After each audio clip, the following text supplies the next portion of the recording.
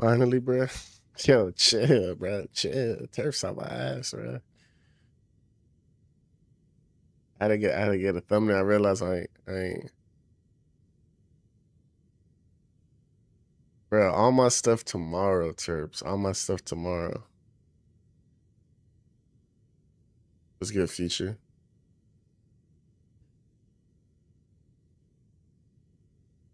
Chat will be answering.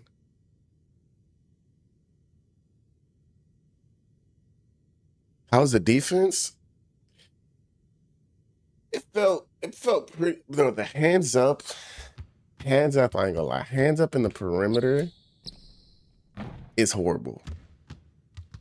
At least the hands up of like, I think it's called the conservative hands up. If you're doing hands up in the perimeter, you're literally gonna move in slow motion. Like they'll be able to just do a move and go right by you. Like you can't just stay. You know how people like to just stay hands up all day on 26? Like they're following you and they're hands up, and then they're trying to chase you hands up. You can't do that on 27. Like if you try to stay hands up the whole time, you're literally gonna walk. You're gonna like hands up and like walk, and they're just gonna be able to run past you. So you gotta kind of choose when you want to do hands up, which I guess I'm not too mad about, because like if someone's just hands up all the time, then it's like what, they'll always get a contest, even, you know what I'm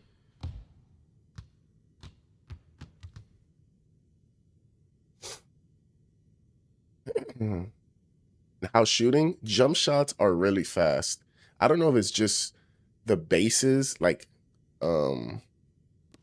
if it's just certain bases, but jump shots definitely felt a lot like faster.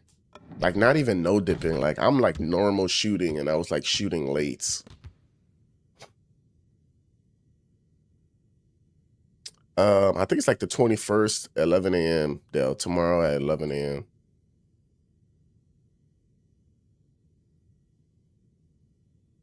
What's good, Elite? What's good?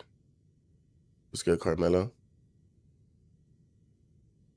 Let's I will be answering questions, chat.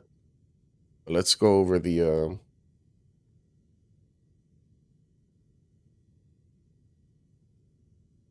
I don't know. We gotta see. All right, chat. All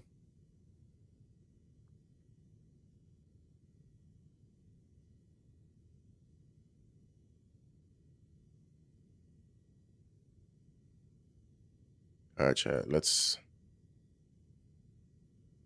music on. PC plus cam. And today I'm What going to about give you my dunking? completely Dunking honest felt really opinion strong, about everything bro. I liked and everything I didn't. For example, I love the brand new dunk meter. Last year, the green window on the dunk meter only shrunk and never grew, but this year you can visibly see it grow the more open you get throughout your dunk animation. Tall players obviously still have an advantage in this department, but small players have access to a certain takeover that completely levels the playing field. More on that later. Now, one thing, like, look, chat, like right here, before in 2K26, either this stays like this or it just got smaller. With Carmelo right here, this in 26 is probably smaller. But you see how like kind of Carmelo is like was in front of him, but now he's like to the side. Look how, bro, the meter went from this to the full meter. To be fair, if you look here, he does have slashing takeover, and it is Ja Morant who has like 90-something dunk, and Melo probably doesn't have the best interior.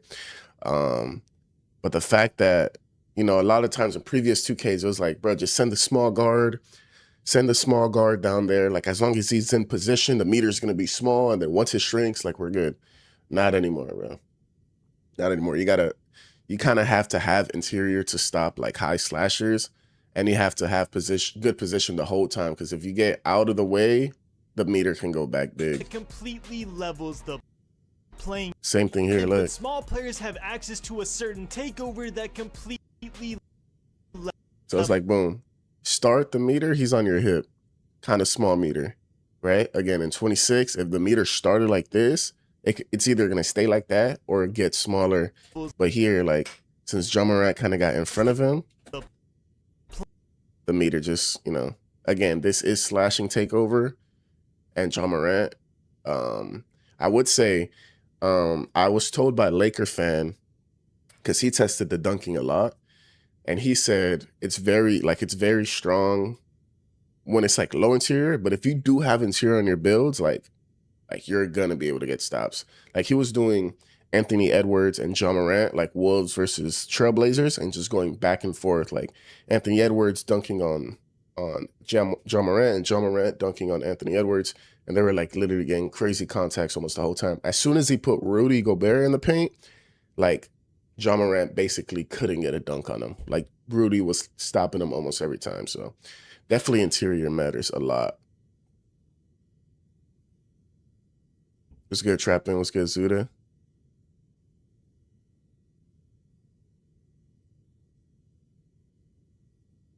Thoughts on Strain?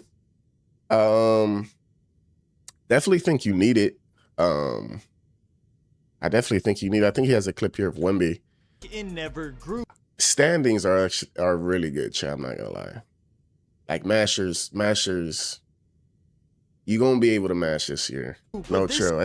Again, which I kind of like, because like in 26 it made no sense that like as a power forward, I had like on my twos popper, for example, chat, I have 68 interior on my twos popper. And I feel like I can get stops in the paint. Like as long as I'm positioned well, hands up, I'm good.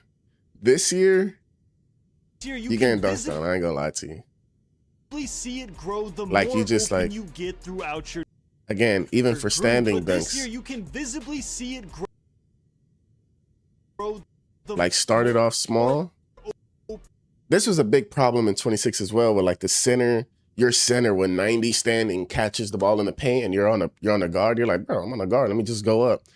And then it would be like small meter. It's like it might be small, but like it's gonna go up throughout your dunk animation. Tall players obviously still have an advantage in this department, but small. This is why I reason for power forwards I think you'll need strength. Obviously, like not a lot of centers in prem go post control, but like because mashing is so good and like finishing and standing dunks are really good, like if you don't have decent interior, I feel like you're gonna get killed.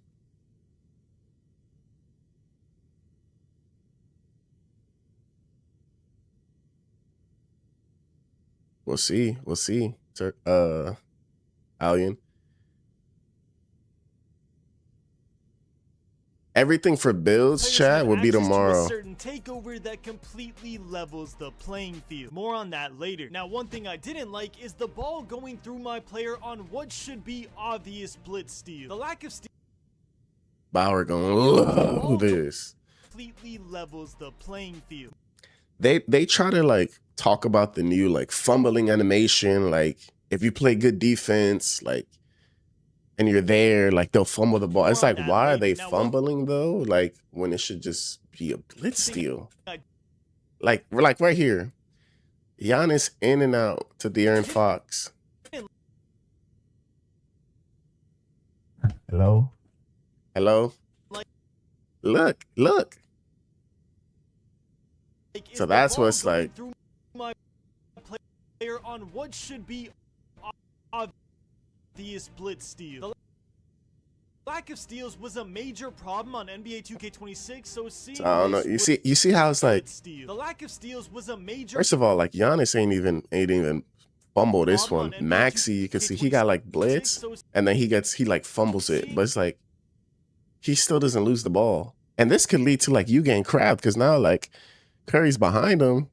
For all we know, Maxi can just like, if he was closer, like let's say the lock and prime goes for the blitz, it doesn't give it to him. The PG makes him fumble, and you fumble into a crab and just shoot it.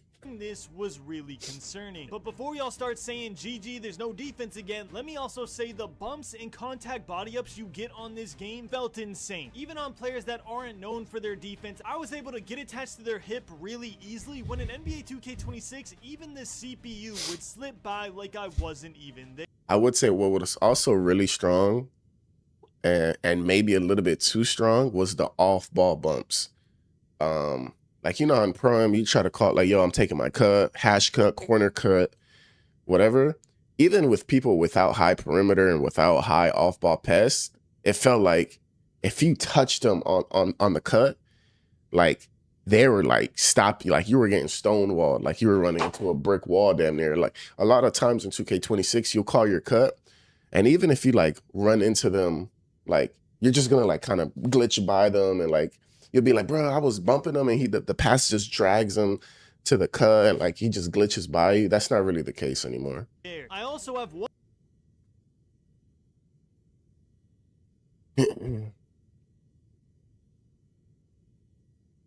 Fumble the new D-book. You see?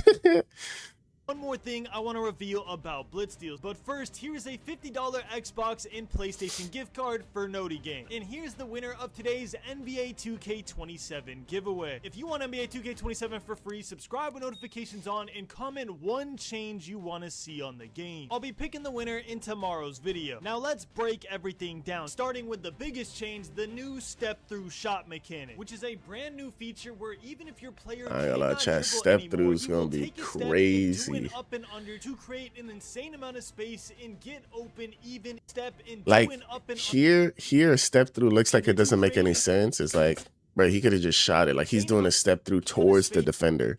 Situations like that, yeah, it makes no sense. But you can literally like step through anywhere. So like right here, he picked up his dribble.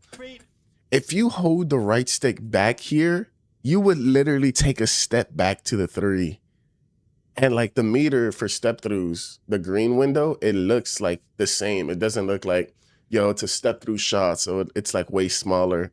Like, bro, you can like run over here, like act like you're going to fade, like pump fake, and then go back this way, take a big step back this way, and like step through three fade. It's like, it's crazy.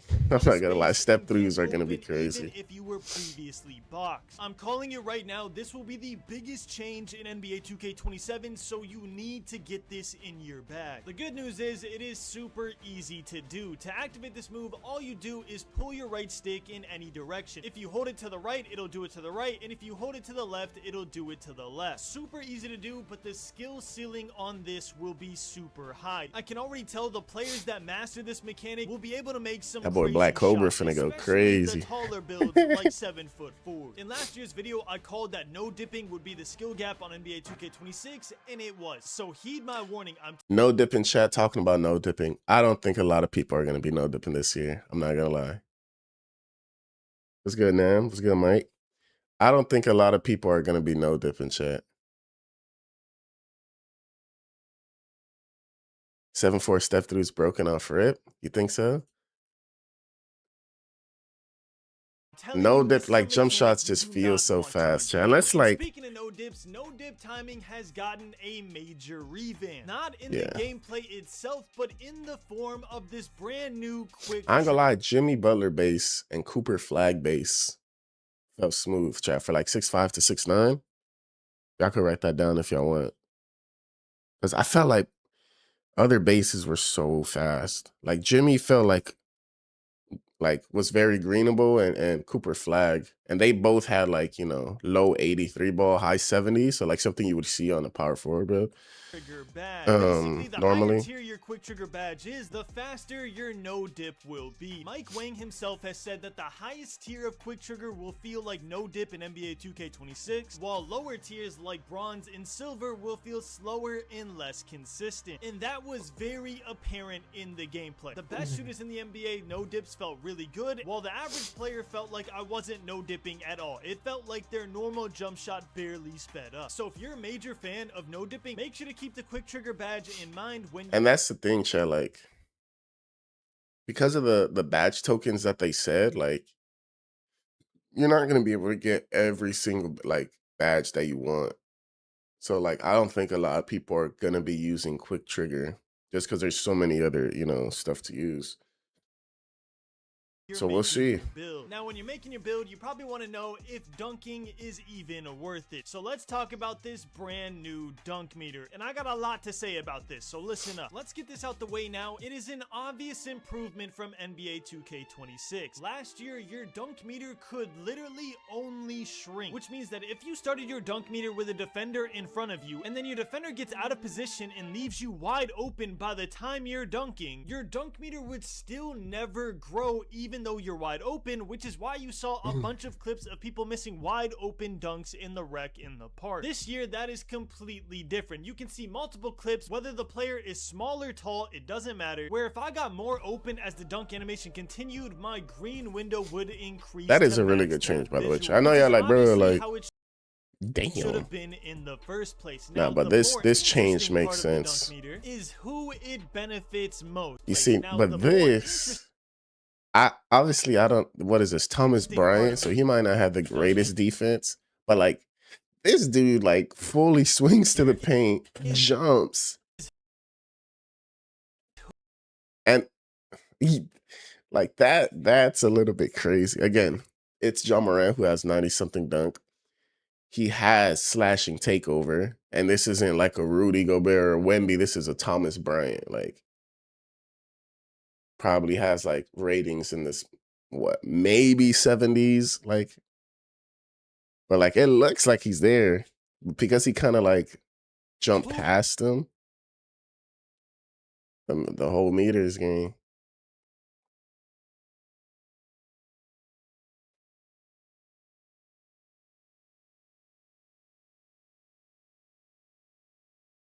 That's Looney? Is that Looney? No, that's not Looney. That's Thomas Bryant. Is it? Is that Looney?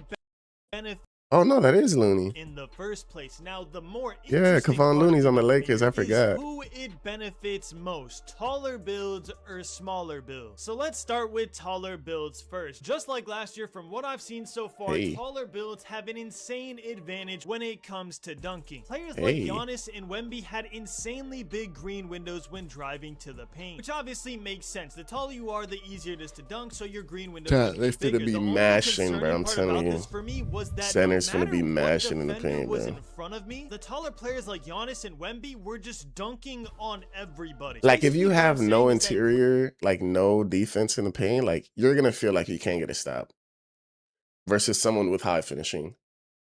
Like it's no longer like bro, I'm just gonna position myself here, like hands, like if you don't got good defense, you getting yammed on, bro. Weren't altering my dunk meter to shrink at all on these taller builds. So yeah, I think it's pretty safe to say that dunking on taller builds is going to be very, very strong. And a pro tip for everyone that likes to make these tall demigod builds, when attempting a contact dunk on this game, try to start your dunk from the free throw build when it's going to be very, very see, chat, but it's not like bro, it's like overpowered though, because look, like PJ Washington, I think that's PJ Washington, positions himself pretty well, and Gafford's in the paint.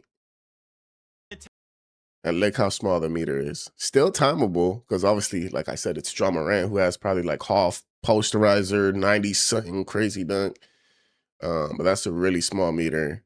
Attempting a contact dunk on this game, try to start your dunk from the free throw line. What I noticed is that if you do this on a taller build, you will get way more contact dunks and you'll get less contact layup animations instead. Before I realized that, I was getting a ton of layups on Giannis and Wemby and it was really annoying. But once I started the dunk animation earlier, it was straight contact dunk city, even without takeover. Now, okay, granted, taller builds can dunk. Cool. What about the smaller build? This is what I was really concerned with because y'all know me, I love to start off the year with a 6'3" or 6'4" two-way point guard build that can do it all. But to do that effectively, small guard dunking needs to be good. And I'm happy to say that it is a lot better in NBA 2K27. I used Ja Morant for nearly an hour. And even though he is only an 84 overall rated player, he was getting contact dunks like it was his job. And not only that, you can see over and over again that my dunk meter green window increases in the paint every time I get a little more. I saw the different badge chat pace, so they talked about that before. My dunk animation, which was honestly a relief to see. I was convinced it was gonna be only tall players could dunk once again, but small guard dunking felt really good, especially with. I feel like small small guards might be even better now, because if it's like if the meter changes depending on like throughout, like until you like actually dunk the ball, like I feel like a big part of now getting a big meter is getting that angle. Like let's say this was like a big guard or something. If they're slow, this person's probably catching up and like beating you to the paint. But because this person's like so much faster, like even if he ends up behind you and like gets an animation where he's on your hip, the meter is going to be big because like you have that direct, you know, um like path to the A basket. new takeover called Airspace. What Airspace does is it increases your green window on driving dunks. And man, once you get this badge, it is Dunk City over and over and over again. One thing I will say about smaller builds dunking is that it was harder to get the contact dunk animation started, because obviously shorter players have smaller legs, so you can't just do it from the free throw line like you could with a Giannis or a Wemby. But once I got Airspace unlocked, it felt like I could start my dunk animation from Uganda, and somehow I would end up in the paint dunking on the tallest center on the court. I'm calling it right now, if there's no change before launch, Airspace will be one of the best takeovers in the game. So keep that in mind when you're making your builds, because trust me, I will be too. Unfortunately, I can't. I dropped the short on the hotback. Hotbacks, in my opinion, aren't as good as 26. I think hotbacks got patched / nerfed. Do you guys remember that slow hotback that you used to get when you had like no ball handle? Like a build with like low ball handle would get like a different hotback than someone with high ball handle. With high ball handle, you'll get like the fast hotback. And then like either if you had low ball handle or low stamina, you'll get like the one where he like turns his body a lot and like does the slow one, the slow nasty one. Now you get that slow nasty one. It feels like every time. Let me show you guys.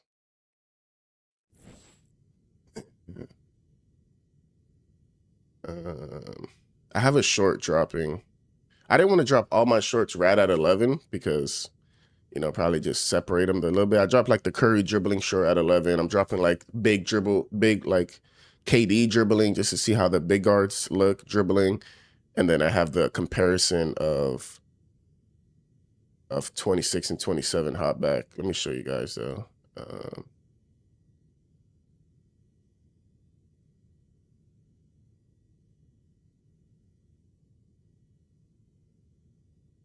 So look, like right here, chat. The top is hotbacks. This is the short that's dropping today.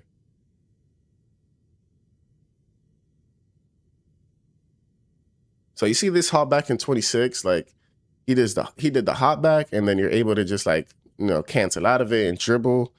There's like a section here where like I pretty much do like the escape and the hotback at the same time, and you can see like, watch, like right here. No, hold on. All right, look right here. So I did like escape, and then I'm about to do a hotback. You see, we're kind of in like the same same position right here. But you see how like in 2K26, I'm like kind of facing the rim and doing a hotback. But in 27, like you do a hotback and your dude's like in the other animation where like his body's like facing this way now and doing like the slow reset hotback. Look how much quicker I get into my combo on 26 than in 27. Like you see, I'm already doing my next dribble move in 26. In 27, I'm still, you know, I'm still doing the hotback.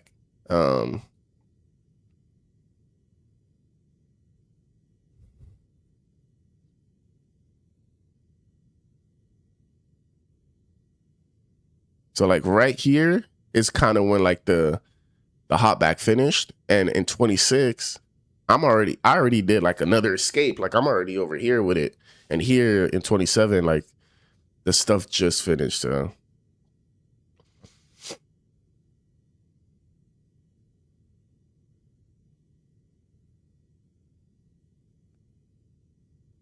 yeah, there's that.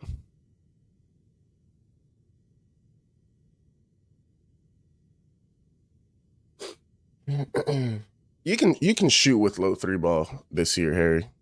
At least that's how it was in like, you know, like I said, I was shooting with like, obviously I was shooting with like the Currys and stuff like that, but I also shot with like Jimmy Butler, Cooper Flag, who have like low 80s, high 70s three ball, and you were able to hit consistently.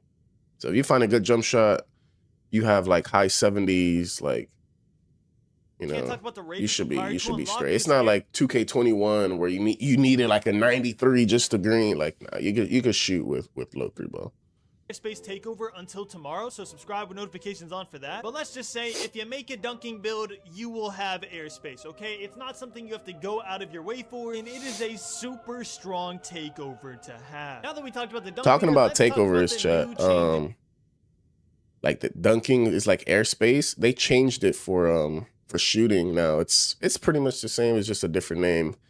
Instead of like deep bomber, it's called like aerial code or something. To the lob system. Last year I told y'all that I absolutely despise the new lob system, where it is a random button push every time you throw a lob. And the reason I didn't like it is because I thought it would be too hard for casuals, aka the people you load into in the random rec and random theater matches, and it would also have zero effect on competitive players because they're just good at the game. So it just felt like a needless cosmetic change that was punishing casuals and didn't really affect people on the higher end of 2K. And I'm guessing 2K heard these complaints all year because they came out with a better compromise for this than I could have thought of myself. And that compromise is that every time you throw a lob, it will be a fixed button press depending on where you throw the lob. If you throw a lob on the right, it will always be square. If you throw a lob on the left, it will always be circle. And if you throw a lob in the middle, it will always be triangle. For my Xbox users like myself, if you throw a lob on the right, it will always be X. If you throw a lob on the left, it will always be B. And if you throw a lob in the middle, it will always be Y. And honestly, I think this is how the lob system should be for the rest of time. Can't figure out what subject. The dribbling. Is the dribbling good in NBA 2K20? That's on my Curry clip, chat. Curry's escape is crap. I gotta lie. First off, let's start with some objective truths. If you spam your escape dribble move over and over again, you will slowly lose adrenaline bars until you completely run out, and your player will start moving like a snail. But weirdly enough, if you spam your signature size up the same exact way, you don't lose adrenaline bars, and your player will move perfectly fine. So you can technically spam moves standing still and combo up, which I guess makes sense depending on how overpowered the move is. As you can see from 2K26, the most layups too, Chev. You look at like this clip right here. He's talking about the dribbling, but like layups are soupy, chat. Not gonna lie to you, layups are soupy. Like in 26, you try to go up with this, and it's like your dude's gonna. But like in 27, like it's like it's kind of like they wanted layups to be good, so it's like your player will just kind of automatically do what he should to get open for the layup. So like right there, instead of like getting the bump and just going up, like he gets the bump, goes back, like lays it up. Or like he could be driving and then like a person jumps to block it, like it will look like change. Like he'll automatically change. Like if he feels like he's gonna get blocked, like he'll automatically change. Like it's layups are cracked. Not gonna lie. As you can see from 2K26, the most powerful move in the game was an escape move. The Paul George, the Jimmy Butler, Kemba Walker, everybody was spamming that all over the place depending what height build they had. So to counteract that spam, you lose adrenaline bars if you spam your escape dribble moves, but you have to do it kind of egregious for it to go all the way down. So I'm honestly not too mad about that. You really shouldn't be spamming your escape behind a screen over and over and over again. But I just found it interesting that you could spam your signature size up over and over and didn't lose your adrenaline. Now, what am I honest thoughts about the dribbling? First off, the standstill moves looked great. A lot of them were super fast. There's going to be a couple that I mentioned right after this as the best moves in the game that I saw, so you know what animations you should be looking for for your player. But yeah, a lot of the standstill animations on a ton of players looked really good. It looked really fast, and it made the game look really smooth. What didn't feel good to me as a veteran 2K player is the burst you got once you tried to run out of these moves. It truly felt like I was doing these super fast glitchy moves, and then once I wanted to go to the rim or try and go for a 3 off a screen, my player would instantly slow down before attempting to launch. Now my guess is that this was intentional. If you remember in one of the again, Chad, big part of that though is like finding the right dribble style, because it's just like, you know, it's just like in 26, like you can have a, let's say a 6'8", 86 ball handle, 80 sweeper ball. You have like anything but Zach LaVine dribble style on, and you're just like, you know, you try to, Paul George, and then he bursts, and it's just like a slow one, and then people found out, yo, if you put on Zach LaVine, you could like Paul George, like, and burst and like move good. So you just gotta. Easier is they put a sign that said no left right cheese, or left right cheese has been removed, something like that. So I think like, you know, eventually they'll find like the dribble styles that allow you to. But yeah, first impression, speed boosting felt really slow. So my initial thought when playing the game was, oh my god, speed boosting is gone. Some people are gonna love it, some people are gonna hate it. It's gonna be so controversial. But then I calmed down and realized this was just quick play. And even in quick play, I found some players that could burst out of their animations while others couldn't. So that initially gave me a sign that there are certain moves that you can burst out of way better than initially gave me a sign that there are certain. Because look at this. Look at John Morant. And like in 2K26, I'm pretty sure the dribble style, like the best dribble style that everyone was using on guards last year was John Morant, if I'm not mistaken. And like, look at this clip, chat. So like, he just does what? A hezzy, and he's just gone. Like doom, like that was a good burst. So it's like, you know, I think it's just a big part of just dribble styles. Just like in every other 2K. So do not freak out if you see me doing super glitchy standstill dribble moves in these clips, and then randomly I slow down out of the burst. Again, I can't really talk about what we're gonna go over tomorrow, but all I'm gonna say is some of your favorite dribblers were absolutely moving. If y'all didn't see, you get complete control over your dribble moves this year. There's like 30 different dribble animation slots, which means every single. For the quick stop, chat, you can still kind of quick stop with the right stick up, but it's not like, I think the tapping LT version is, damn bro, look at, is that Austin Reeves? Who's that? He just got polished.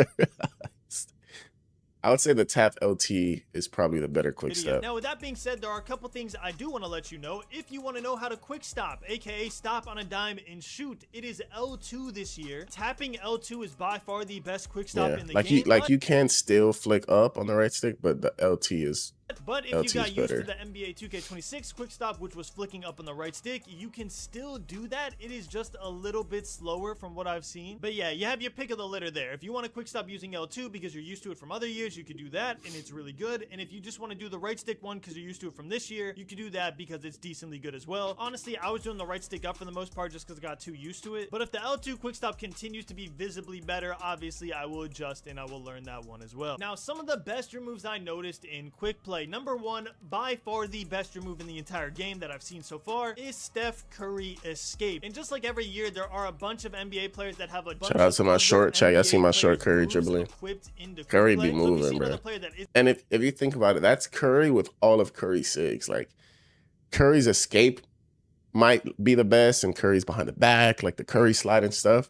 But like, every Curry sig is not going to be the best sig. So like the fact that you can like, and there's so much more sigs that you can like it's like insane amount of customization. So it's like the fact that Curry's escape is so good, his like, you know, his Curry slide is so good, but then you mix that with like someone else's like hezzy, someone else's but like between the legs escape, someone else's misdirection, and it's like now you're like boom, you're comboing crazy. Like, Steph Curry doing Steph Curry escape, just know that's normal. But yeah, that move you can spam left and right. It is super quick. And honestly, I think it's going to be very scary, especially behind the screen. I think small guards all year are going to be using this escape. The only other one I could see maybe eclipsing that is Kemba Walker from other years, because comp guards like to crab. If you don't know what crabbing is, it basically just means putting the defender behind you on your back so they can't contest your shot. Kemba felt better for crabbing, but Steph Curry felt better overall, so I think most people are going to be using Steph Curry escape. And I might as well say this now since we're talking about dribbling. Devin Booker breakdown combo is completely gone from the game. You know that? That's one of the first things, chat. Obviously, I loaded up play now and went to Devin Booker. Fries in a bag, eh? Which I'm not mad about. I love that, you know. Glitchy move that basically we might have found something, you feel me? Every 2K player used, where your player would kind of just glitch through your body on NBA 2K. We're gonna do the fumble crab, chat. If y'all know what we were talking about earlier, that's the new crab move, the fumble crab. So you purposely get blitzed. You don't get to steal. I mean, they don't get to steal, but you bobble it. They go past you because of the reach. You bobble into the crab. You know what I'm saying? Bauer finna be screaming, bro. and Boo then boo shoot bop, a yes wide open sir. midi fade because he glitched through your body. Yeah, that drum move. You done playing nowhere 26? to be Probably, seen. I bro. know we're only in quick I play, still got but a we lot had of over videos to edit for 100+ tomorrow. players at that event, and I got a everybody question, was chat. YouTube, you only get 3 noties. Only 3 noties go out. But I have like 4 or 5 build videos. Should I drop all my build videos tomorrow or do 3 tomorrow? Like the main ones, obviously, like poppers and power forwards, guard and lockdown, and then save like center and like another build for, what would that be? What's today? Today's Thursday. And then save that for Saturday. So like 3 vids on Friday for the 3 noties, and then Saturday probably 1 to 2 build vids, or just drop everything Friday. Got to spread it out into release, right? See, because I don't have like any other. Yeah, I would be on the app making more builds, T. That is true. Like the 21st, I'm going to go back in the builder on my phone and potentially make even more of it. Because I wasn't like, we were there for like 9 hours, but I feel like I still had like, there was so much more I wanted to see like in the builder, you know?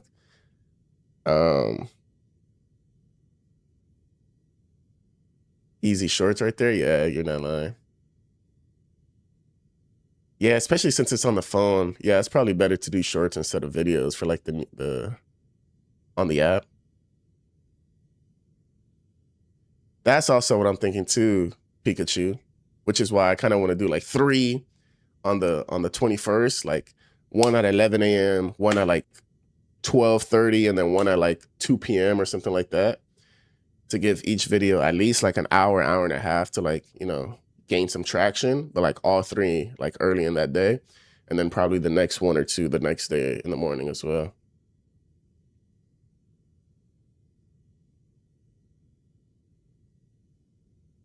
Blink twice if you made an ISO lock. Yo, Terps, chills, cause like, you know what I'm saying, I got the gameplay screen here, and then the Twitch is right here. So like if I want to see the YouTube, I gotta click away from the gameplay. Like I don't know what that was, Pluckies. Like when that in the trailer they showed like a 25 overall. I don't know what that was.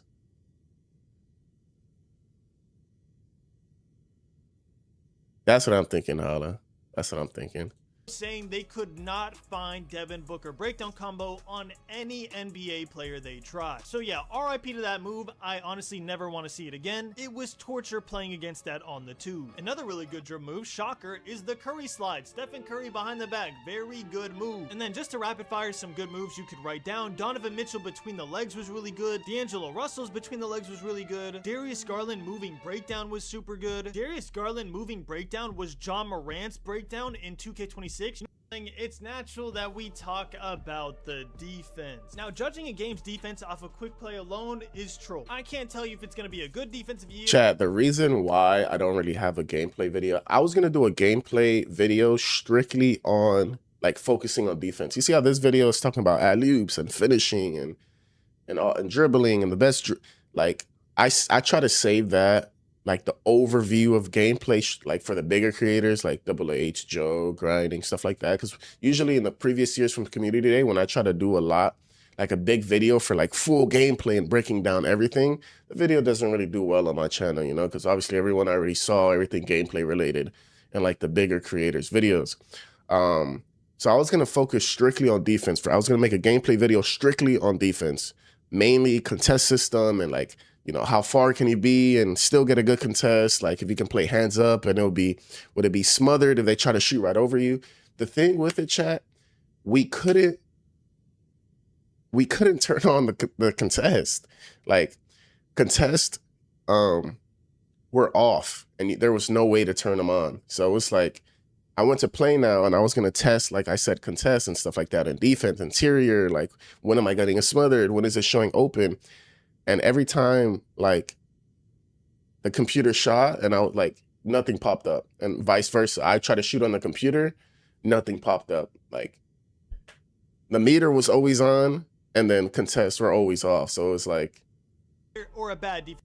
I was like, bro, I might as well just focus on the builder, which is what I ended up doing, because it's like, how can I show you guys defense if I can't see contests? Like maybe I could have, you know, dove in a little bit about the blitz steals, but like there's no way I can make a full video just on, you know what I'm saying? So it's like that part kind of sucked.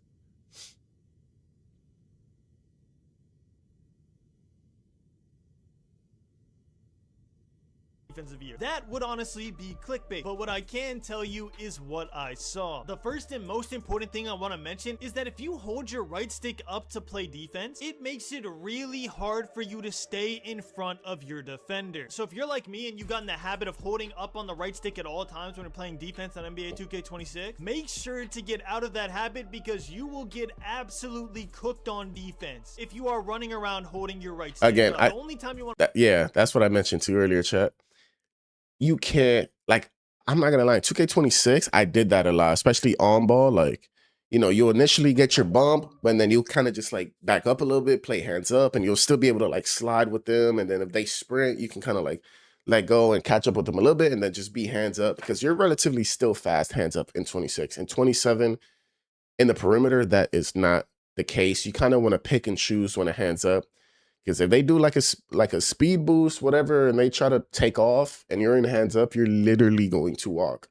Like you're gonna be like this, and you're gonna like they could be sprints, and you're just gonna like 1, 2, like stepping. So I would say limit hands up for like, you know, they have their dribble picked up or certain situations where like you're trapping them or, you know, something, because you can't just constantly stay hands up. Hold your right stick up is when you think they're about to shoot so you can get the contest. But other than that, get your hand off of the right stick because, bro, I'm telling you, it makes you so much slower and you're gonna get 21 points dropped on your head and your squad's gonna flame you. Now, with that pro tip out the way, the first thing I actually noticed while playing the game was that whenever I got closer to the CPU, it felt like a magnet was dragging me into a body up animation. And I don't mean that in a bad way. I mean that it really felt like you could get bumpy on this game, which was honestly refreshing because on NBA 2K26, it felt like if I tried to get near anybody, they were blowing by me and shooting a midi fade. But yeah, the contact body up animations on defense felt really, really good. Honestly, a little too good on players that were too small and had no defense. I was on players that are 6'2", 6'3", not known for their defense, and I was able to body up players like LeBron or Kevin Durant all the way up the court. I'm not saying it's a bad thing. I'm saying that it is a very different thing that I was not used to, as on 2K26, like I said, it felt like we were playing slip and slide simulator. So yeah, the body contact on 2K27 felt, and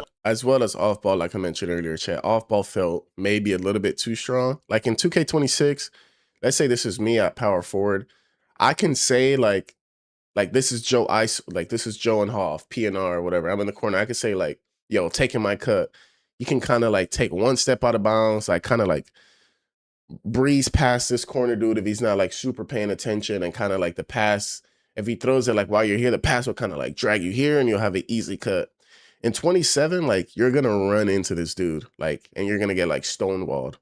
Even if this dude doesn't have like legend off ball pass, Hall of Fame off ball pass, like even with people with low perimeter, they were getting really good animations off ball, and it was hard to like cut on them. A lot better. What didn't feel a lot better was the blitz steals in quick play. For some reason, I just could not get a blitz steal on these CPUs. I have clip after clip. I ain't gonna lie, chat. I was sitting, I was sitting next to Bauer. I was sitting next to Bauer at Community Day, chat. I was just locked in the builder and do it. Right, I'm just locked in the builder, and all I hear is Bauer saying, "Bro, I can't get a steal. I can't get a steal. I'm getting crabbed every play." Clip of my hand just going through the ball. Sometimes my body would go through the ball. It just felt impossible to get a blitz steal. Now again, I had a different experience when I was playing in the builder in the my court against real players. We'll talk about that tomorrow, so don't get too worked up over this. I'm just giving y'all my honest review of— But again, Chad, that's like play now. We don't know. A lot of these play now players have literally like 40 steals, so it's gonna be a lot different. We get to see it fully when it's like, you know, a 99 steal lock versus like, you know, a 86 ball handle like shooting guard or something like that. Then like we'll be able to see if the ball is just like phasing through and stuff like that. Because they did say a big part of it is like the steal. Like you don't want like a 7'4" center with 25 steal being able to just like bump the ball out of the PG's hand every time, you know. So what I played on this day, which was quick play, and in quick play I could not get a blitz steal. So I don't know if Howard no dips, not good, Zay. especially for like those like I think the people who be able to no dips are like high shooting builds, which is how people kind of wanted it. But like for like a normal shooter, like I don't know, Cooper Flag or Jimmy Butler, or like someone who's not really known for like, you know, catch and shoot, like lights out shooter, like pretty much everyone that's not like an elite shooter, it did not feel consistent. It didn't feel like 26. I don't see a lot of people no dipping this year, especially now since it's tied to a badge. And in order, Mike Wang already confirmed that if you want like the no dips to feel like 26, like super consistent, fast, pretty much the same timing every time, you wouldn't need it at like the highest level, like Hoff or Legend. And the only builds that are able to get that are like builds with high shooting, obviously to get the higher badge. So I don't see a lot of people no dipping this year, especially like, you know me, I was like no dipping on power forward. I don't think you'll be able to. It's a CPU thing. I don't know if it was just a me thing. Maybe it's a skill issue. But I genuinely have so many clips of my body going through the ball, and it scared me. Tempo seemed harder, Jiro, not gonna lie. I felt like tempo was harder. A lot of the times I tried just like I was just in the my court, like shot 20 shots tempo and then shot 20 shots button with like people with like medium ratings. Like I said, a lot of the builds I tested were like Cooper Flag, Jimmy Butler, because they had like 83 ball, 79 three ball. So it's like around that range that I wanted to test. And button just felt smoother, bro. Button felt easier to time, in my opinion. Rhythm definitely felt like, again, there's always jump shots that are better for tempo. Like even in 26, it's like you can have a jump shot that's like really good with X, but for tempo, it feels clunky, it feels slow, it doesn't feel smooth. And then there's other jump shots where like it feels like you could just down up and it's like green every time. So maybe the people I was shooting with, their jump shots for tempo aren't good. But I don't know. I felt like I was struggling to like rhythm shoot and green, but with button, it was like I can make 20 in a row button, you know?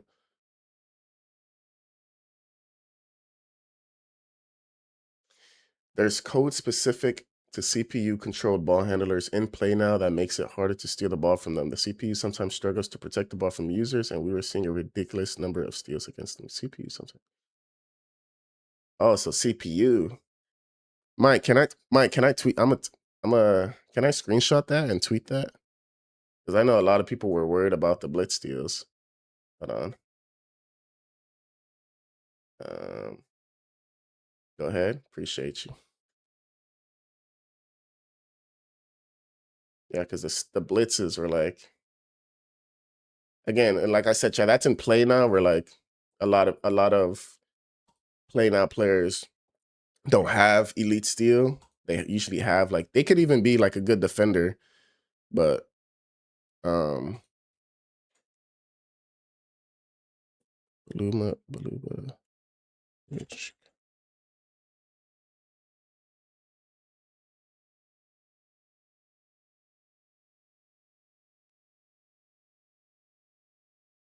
Nice thumbnail, bro. It literally took me like 10 seconds. Until I ended up playing in the park. But yeah, Chad, the reason I'm watching other creators' gameplay stuff is because I wanted to test shot contest, but I couldn't turn on shot contest at community day.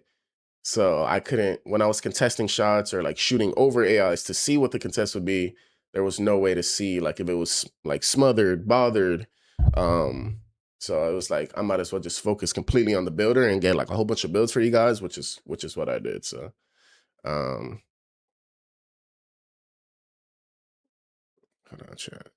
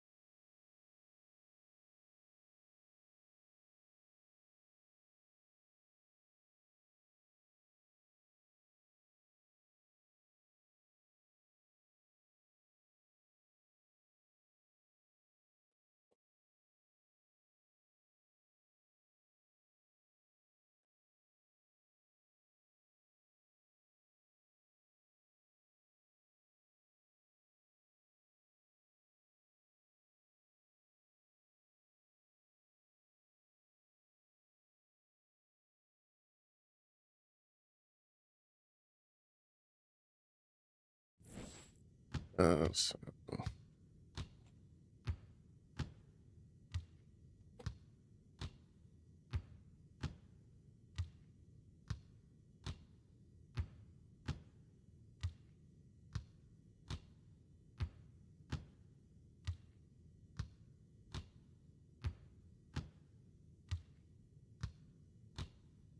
you see this can.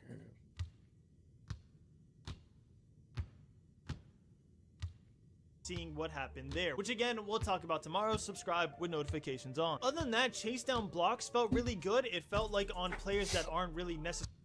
Chat builds, I'm not gonna lie, like you're gonna like builds that had high interior and high block, like you like we're seeing like all these crazy dunks of Ja Morant, but like if you have like look who it's on, no disrespect. Like look who he's dunking on. Like I'm telling you, you're not able to consistently do this on a Rudy, on a Wendy, on a Giannis, on a, you know what I'm saying? Which is how it should be. You shouldn't be able to just like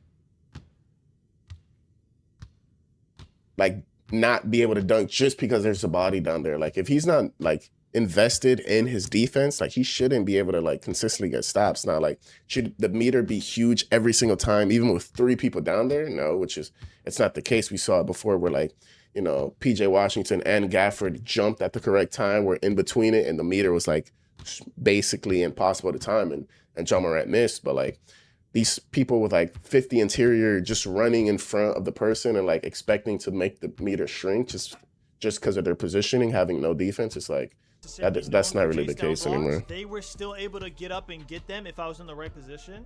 Contest system, I can't really talk about against CPUs. If I was to say, oh, the contest system's really good, that'd be troll. If I said it's really bad, that'd be troll. You can't really tell against the CPUs. You have to wait until you play against real players to see what that's like. And the same thing goes for paint defense. I didn't really see my meter change too much, like I said, on taller builds whenever I was trying to dunk on like Joel Embiid or just players with high defensive ratings. I didn't really see my dunk meter change on taller builds. On smaller builds, it definitely got smaller, or I definitely got blocked. But players like Giannis and LeBron were able to dunk very easily. But yeah, I don't want to go too in depth on paint defense until we can talk about what it's like online. For the most part, all I want to say in quick play was I could not get bump steals, and the contact bumps were really bumpy. And I also wanted to warn y'all about the right stick up defense, because I don't want y'all getting cooked on day one and hating the game. So yeah, chat again, no right stick up constantly. I should say there should be you need to pick and choose when the hands up, because just constantly hands up, you're gonna move in slow motion on defense. If the person like is dribbling around and you're just there with your hands up, you're literally gonna stay with your hands up and literally walk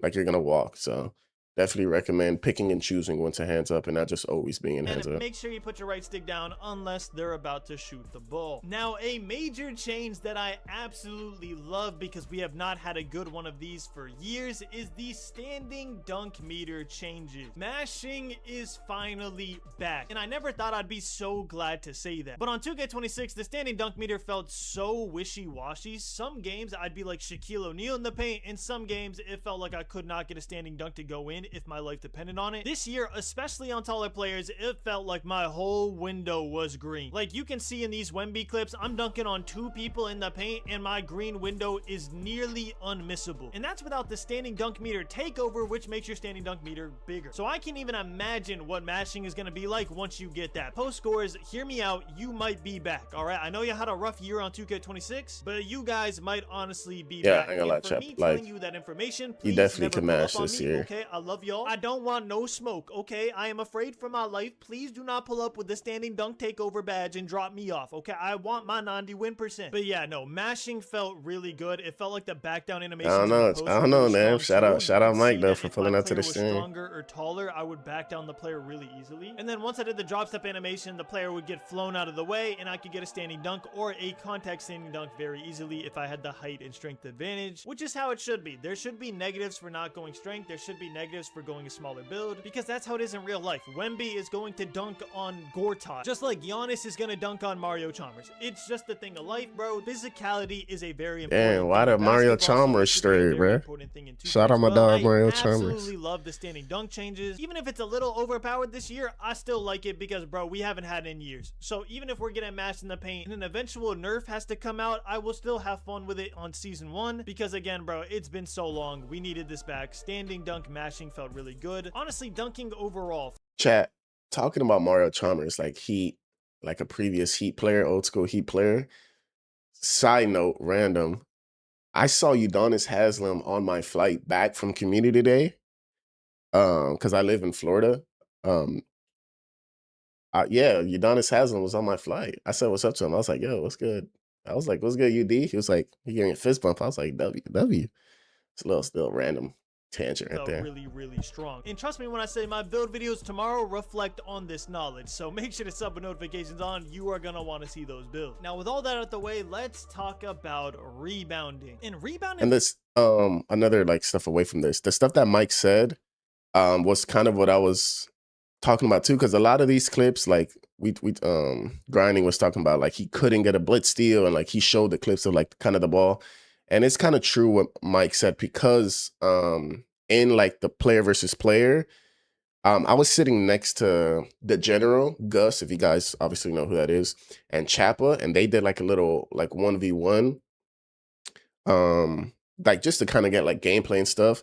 And you could get a lot of blitz steals, like player versus player. Like if the person was like dribbling, like he tried to like escape into you, and you like, yo, he's gonna escape back left. Let me blitz his left. Like he did get it a lot of the times that I was seeing. So it's kind of funny because it's not really an issue 2K has had. Like, I don't really see people complaining about rebounding too much. The only thing I see people complain about is sometimes the box out animation. Good, because people say I have a 95 defensive rebound. It's not gonna be hard to go 100 and out. Nah, why am I getting wormed randomly? So to combat this, 2K actually did something that I think should have been implemented a long time ago. I'm really glad they made this change. They split up the rebounding badges into defense rebounding badges and offense rebounding badges. So when you're making your center build, you can no longer just go a 95 defensive rebound and an 80 offensive rebound and say, well, it doesn't matter, I have the rebounding badges because I got one of them to 95. Instead, you have to have both ratings super high. Because for example, if you go a 95 defensive rebound and 80 offensive rebound, yeah, you'll have a Hall of Fame defensive rebounding badge, but on offense, you're gonna have no badges. But on offense, you'll only have certain level, but on offense, you're gonna have lower tier badges. So you won't be about one of them. Yeah. Hey, to be fair, chat, at this point, I'm pretty sure Grinding's been up for like 20 hours, you know, come back from Community Day after a long flight, after being up early, after playing the game for 10 hours, then flying back home, and then staying on to edit because the embargo was the next day. We got to cut Grinding some slack, you know what I'm saying? Them to 95. Instead, you have to have both.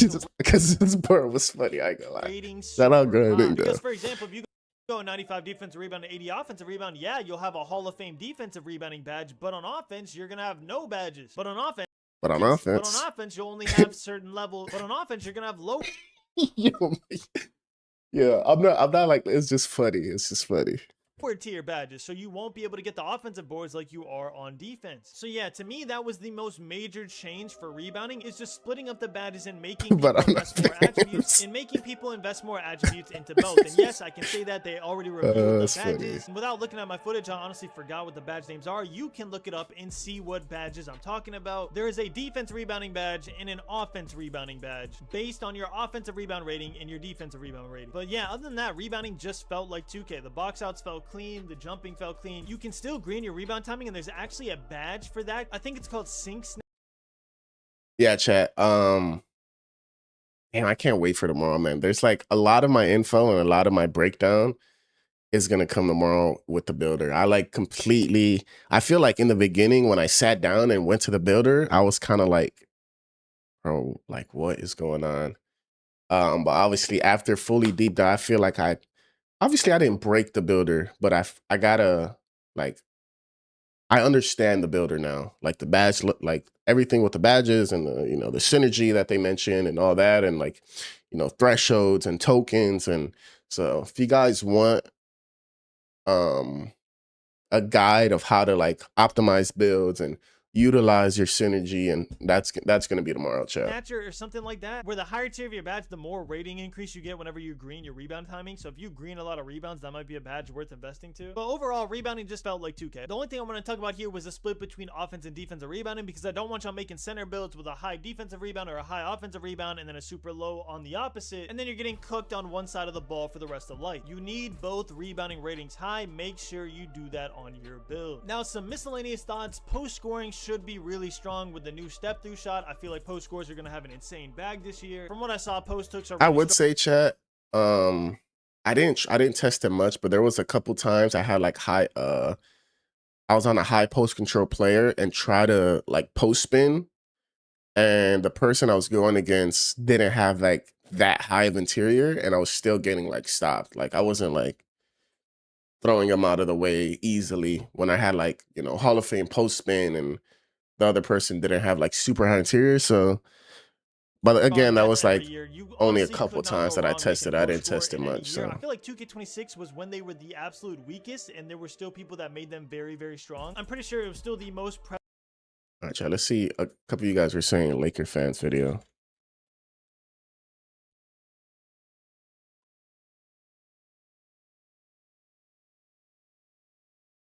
I like Tempo. Button better, Crumb. I think Button was better.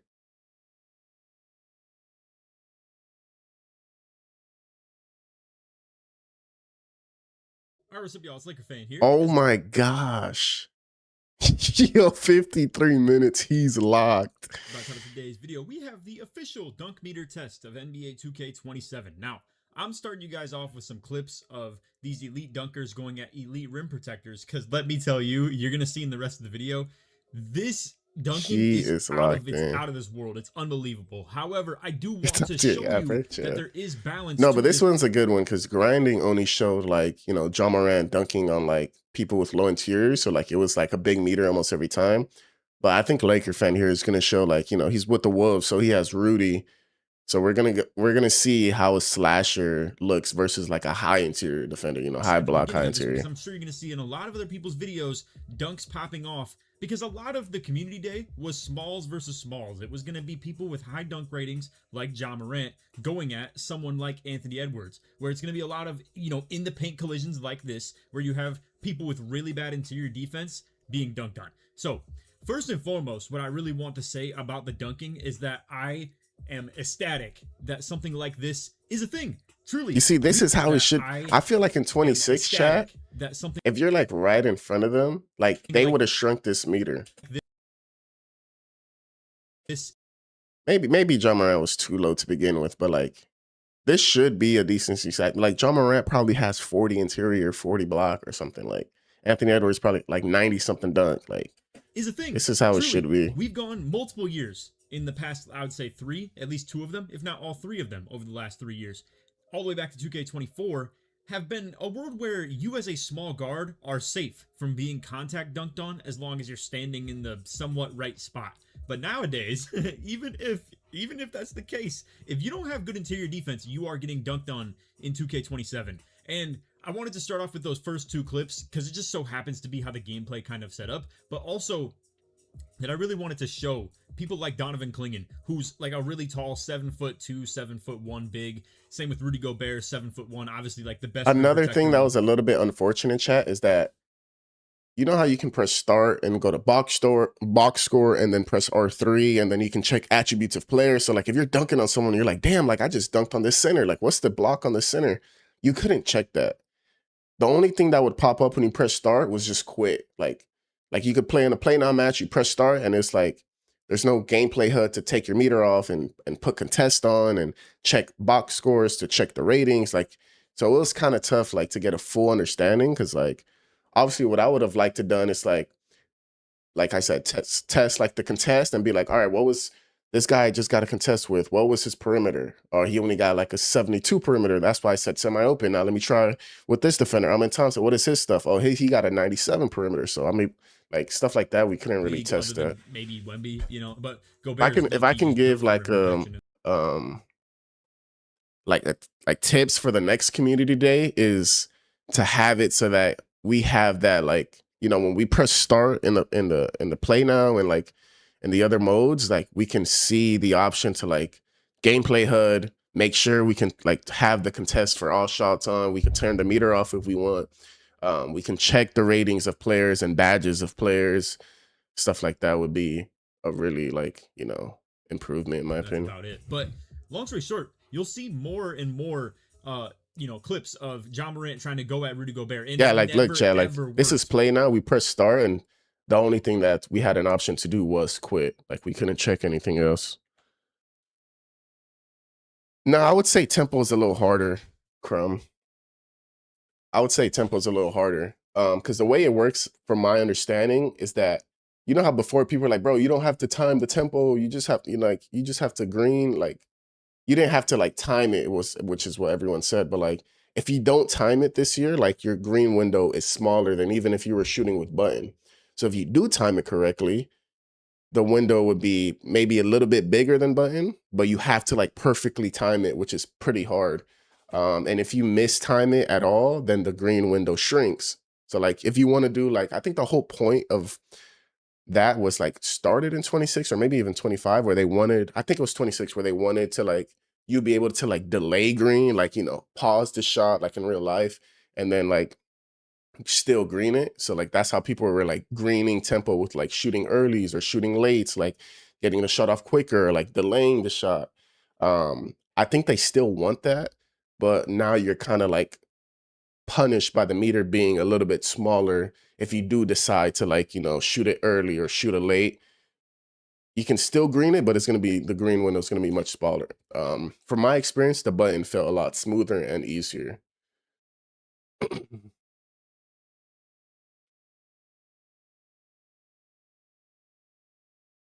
It's good, Devo.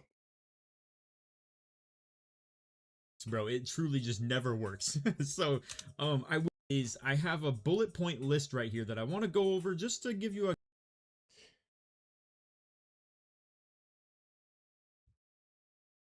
guide for what you're going to see in today's video. Not to mention, big shout out to D-Man for teaming up with me on this. He's truly one of the best slashers in this community, and I really wanted to reach out to him for an idea like this, where we would pair up together and just go head to head based on the Trailblazer. Braun and Zion going out. How good against a lot of us going like guard as well.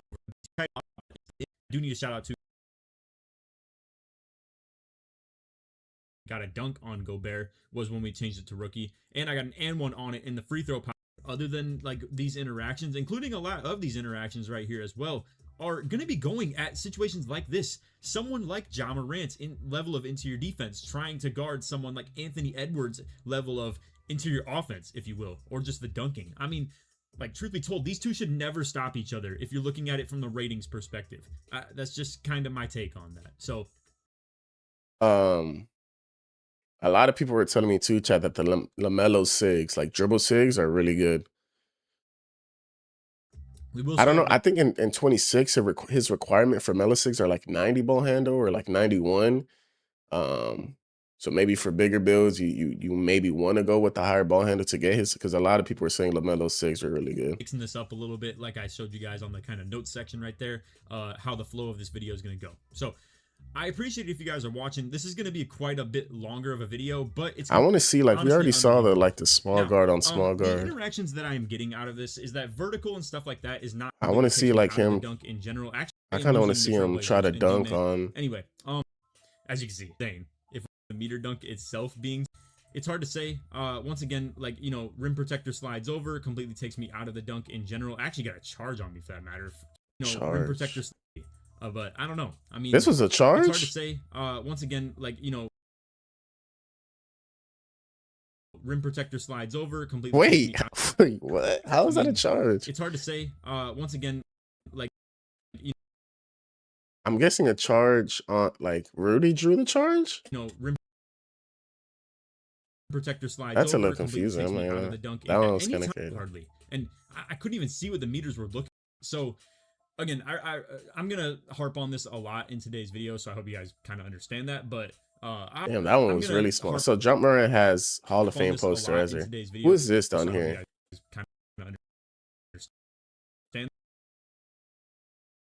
They're like, this is a center chat, not Rudy, so like not like elite, but like elite rim protecting probably. But look how small the meter was. I don't even know how he timed that.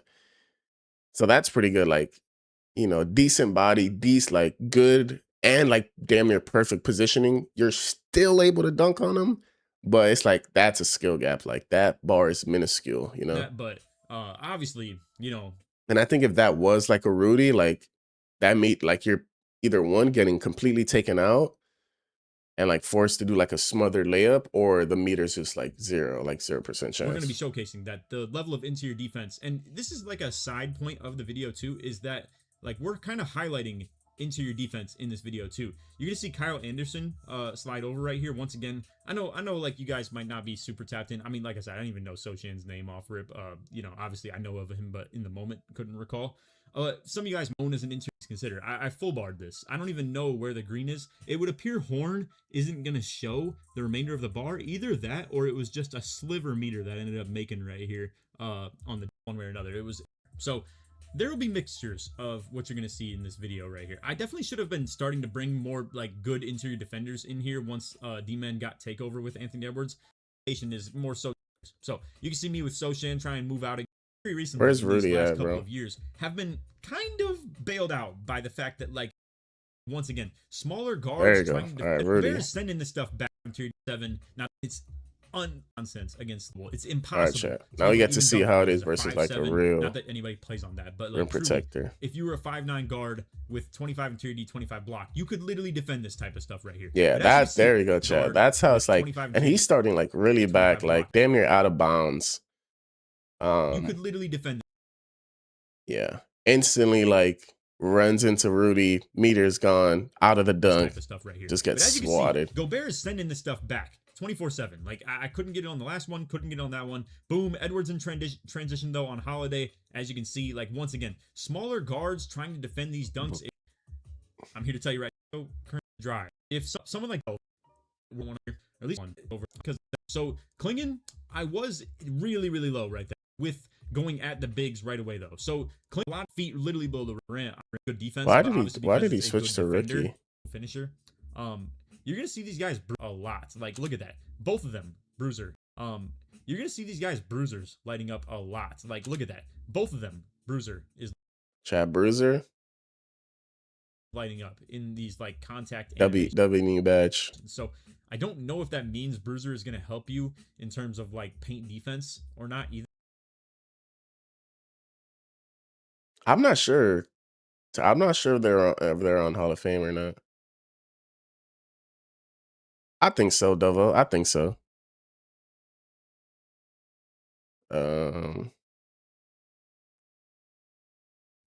NBA 2K27 gameplay breakdown, man. So I ain't gonna lie, Tricks. I got a fatty lot dropping tomorrow. Gameplay going on while we talk about. I got a fat lot dropping tomorrow.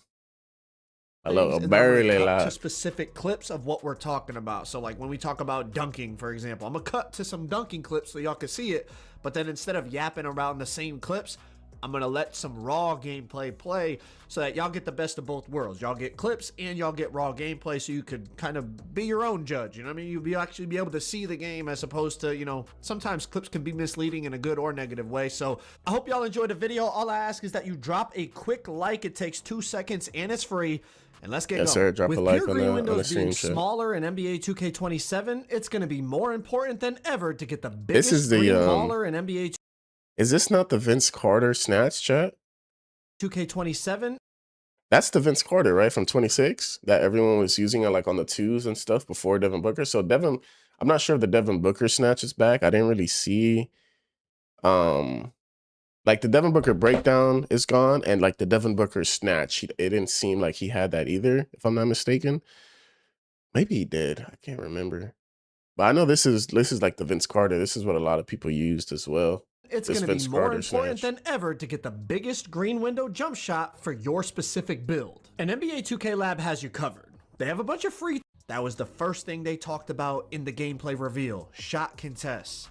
And to my frustration, and I'm going to be honest about this, we were not able to change our settings in Play Now, Rucker Park, 2KU, all the stuff the embargo lifted on, right? I would assume so, Merc. Because I'm pretty sure there's badges for specifically fading from threes, if I'm not mistaken. Like I could have sworn like a couple times I shot with Curry, like a badge popped up that was like, I'm pretty sure like a fading threes badge, I think.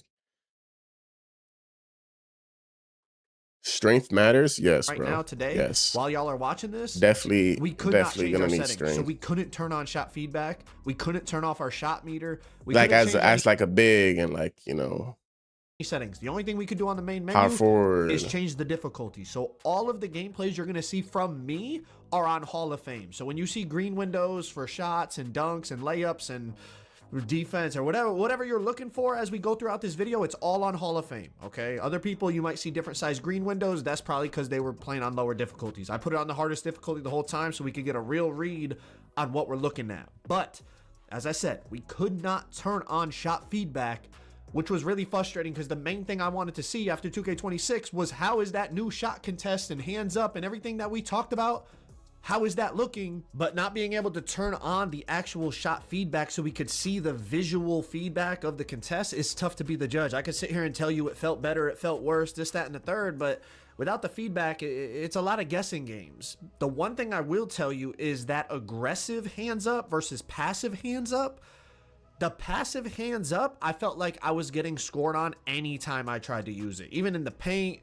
on the perimeter, anywhere I used the passive with the right stick that Mike was talking about, it felt like it almost felt like a waste of time. Like the AI was scoring on me every time. Maybe that's just an AI thing. I'm not sure. You know what I mean? The AI sometimes are really good at timing layups and close shots and things like that. But the aggressive hands up, that was something that I felt like it was a noticeable difference in terms of how many stops I was getting, perimeter and paint.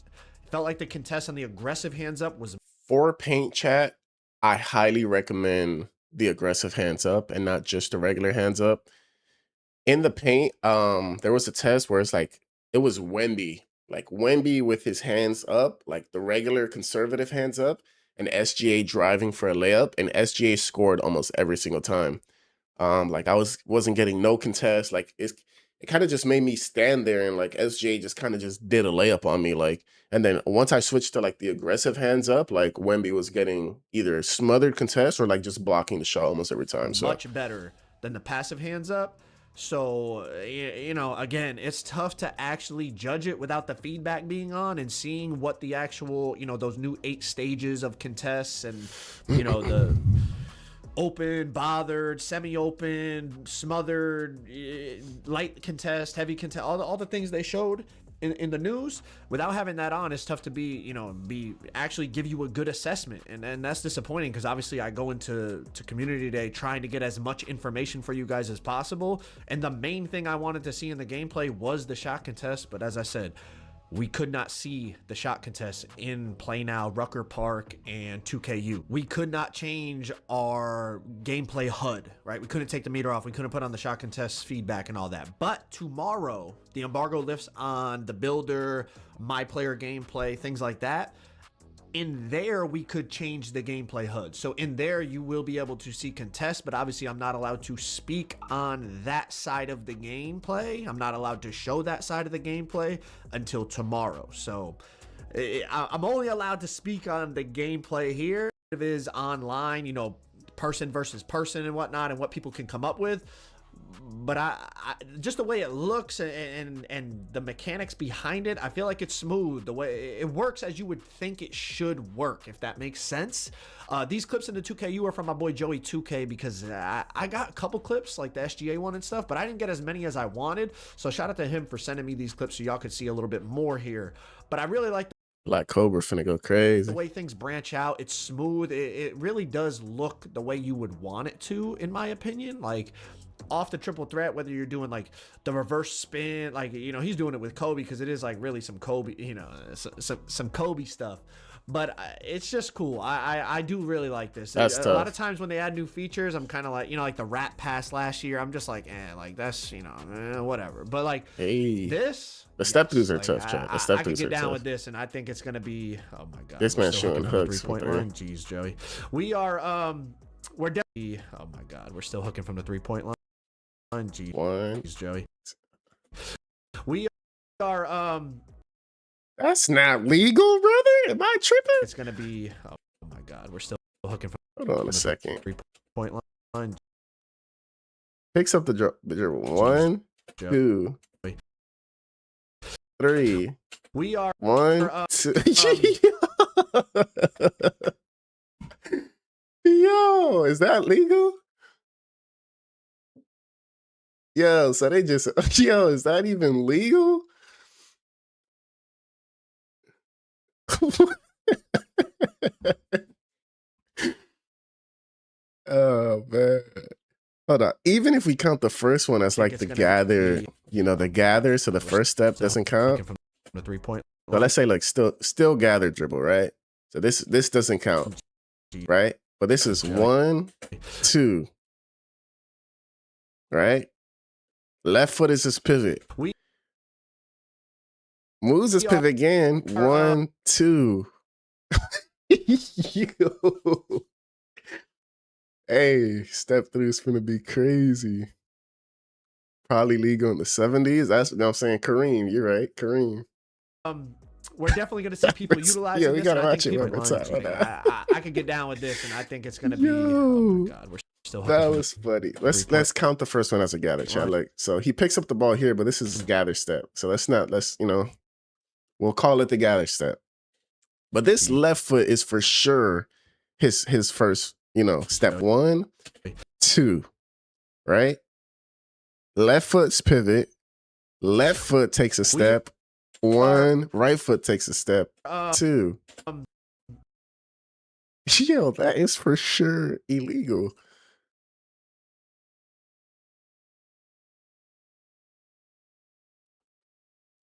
We're definitely going to see people utilizing this, and I think people that master it, it's going to be something crazy. Like, it's going to be a way that, like, I don't want to say bailout, because obviously it takes skill, you have to time it, but like, it's going to be a way to get like a bailout bucket, like a last, the defender play good D, or they like you're long running to the right and you pump fake a fade, and they overplay and they jump instead of just like waiting or Kobe jabbing. Chat, obviously I'm dropping a lot of build videos tomorrow. If you want custom help on a build, like obviously you guys know I'm known for making and optimizing builds. If you're gonna want help labbing a specific build, join my Discord. Become a member, join my Discord. You don't need to be a member to gain access to like the chat where I have like a build advice section where you can insert your build and be like, what do you guys think of this? Like, I want to play this way, like how do I utilize this? And other people in the Discord may be able to help you. And then I have a locked section in my Discord called Swag's Build Advice, where you can add me and I can see the messages and I can give you my input, like where do I think you should use your synergy badges and how you should finesse the attributes to get more tokens and doing this. A lot of benefits to being a member to the channel, !member, !benefits on YouTube and Twitch. So whether it's a Twitch sub or YouTube membership, a lot of perks being that, especially with the start of the new year. You guys definitely want to try to take advantage of that for like 2K27. A lot of people would do last year. Now, like, you could branch back into a step through into a shot, and like the green windows on it felt like very greenable. So we'll see how it feels online when you're playing against a real person, but I do think there's a real possibility that like it actually is effective in online gameplay, even if you're like a more competitive player. Like, definitely in casual modes, it definitely, rec and stuff, people are going to get down with that, but I think even like competitive players in Pro-Am are going to utilize the step through a lot more than a lot of other new features that have been added in throughout the years. Let's move on to dunking. Meter dunking, the dynamic dunk meter that's going to grow and shrink all the way through the gather, all the way. Yeah, Jiggy. Yeah, you could time full courts. It's like probably 1 in 100 you'll make it. Like, it's like damn near impossible to time, but you can time a full court shot. Way to the finish, all the way through the full dunk, right? Yes, it does do so that. People who cheating, if they making full courts, they cheating, right bro. here, Kobe driving on Steph, Euro, because he can't green them. So if they like green in full courts, they're cheating. Let's slow it down so you could see the meter. When he's between me and the hoop, it starts small, then it even shrinks a little, but then once I Euro step past him, it expands into a really big meter. But let's continue with dunking. Again, it felt the new dunk logic makes me feel like Euros and like hop steps will probably be like super glitchy, because like you do those moves to try to get like away from the defender so the meter can open up more rather than just going up, Size mattered, like height matters in terms of finishing, and it's been like that for years. But like somebody like Giannis, for example, here's a play now clip with Giannis. He's an absolute monster. Now obviously it's Giannis, like his stats are cracked and he's 6'11" and all that, but he like height. It was definitely easier to dunk with like bigger slashers than smaller slashers. That's not to say smaller slashers couldn't dunk, But just, you know, I'm just comparing it to past 2Ks where definitely height mattered in terms of your green window on dunk meters. It's like that again. It's definitely bigger dunkers are going to be harder to stop than smaller dunkers. But let's continue. Something else I noticed with finishing in general, but since we're talking about dunking, I'll relate it to dunking. In past years, I felt like interior, it mattered, but it definitely wasn't like a necessity. A lot of power forwards or centers were going, you know, low interior, and like as long as you just got between the guy and the hoop, you know, you could stop them very consistently. Even small guards like in Pro-Am and stuff, they would swing down out of the corner and stop the other team's center and shrink his dunk meter, even though, you know, it's a 6'4" guard with 25 interior and a 50 block, and the center's driving with, you know, really good finishing ratings. And it was just like, if you got there, you got there, and it didn't really matter the ratings. On this game, it felt way different trying to dunk on Wembanyama or Dennis Rodman or somebody with like really good interior, as opposed to like dunking on Steph Curry. Like it almost felt like, maybe because of that new wall-up badge, they're really trying to make like the interior rating matter because they want people to use that wall-up badge. I'm not really sure, but typically dunk meter size was more about... Because interior matters so much, chat, I low-key think like it might be soupy to do like high interior with less, like, you know how like a lot of the years it's like higher block and then lower interior. Like last year, like 6'7" were like 84 block, 70 interior, or like, you know, 6'8" were like 93 block, 77 interior. Like it might be reversed this year. It might be like, you know, lower block and just higher interior. So yeah, you might not get as much blocks, but you're getting stops, you know. Angles than it was about ratings. But in this game, it definitely felt like the ratings were playing a bigger factor. No, I'm pretty sure contest is interior based duo, and blocks is strictly for like physically blocking the ball, you know.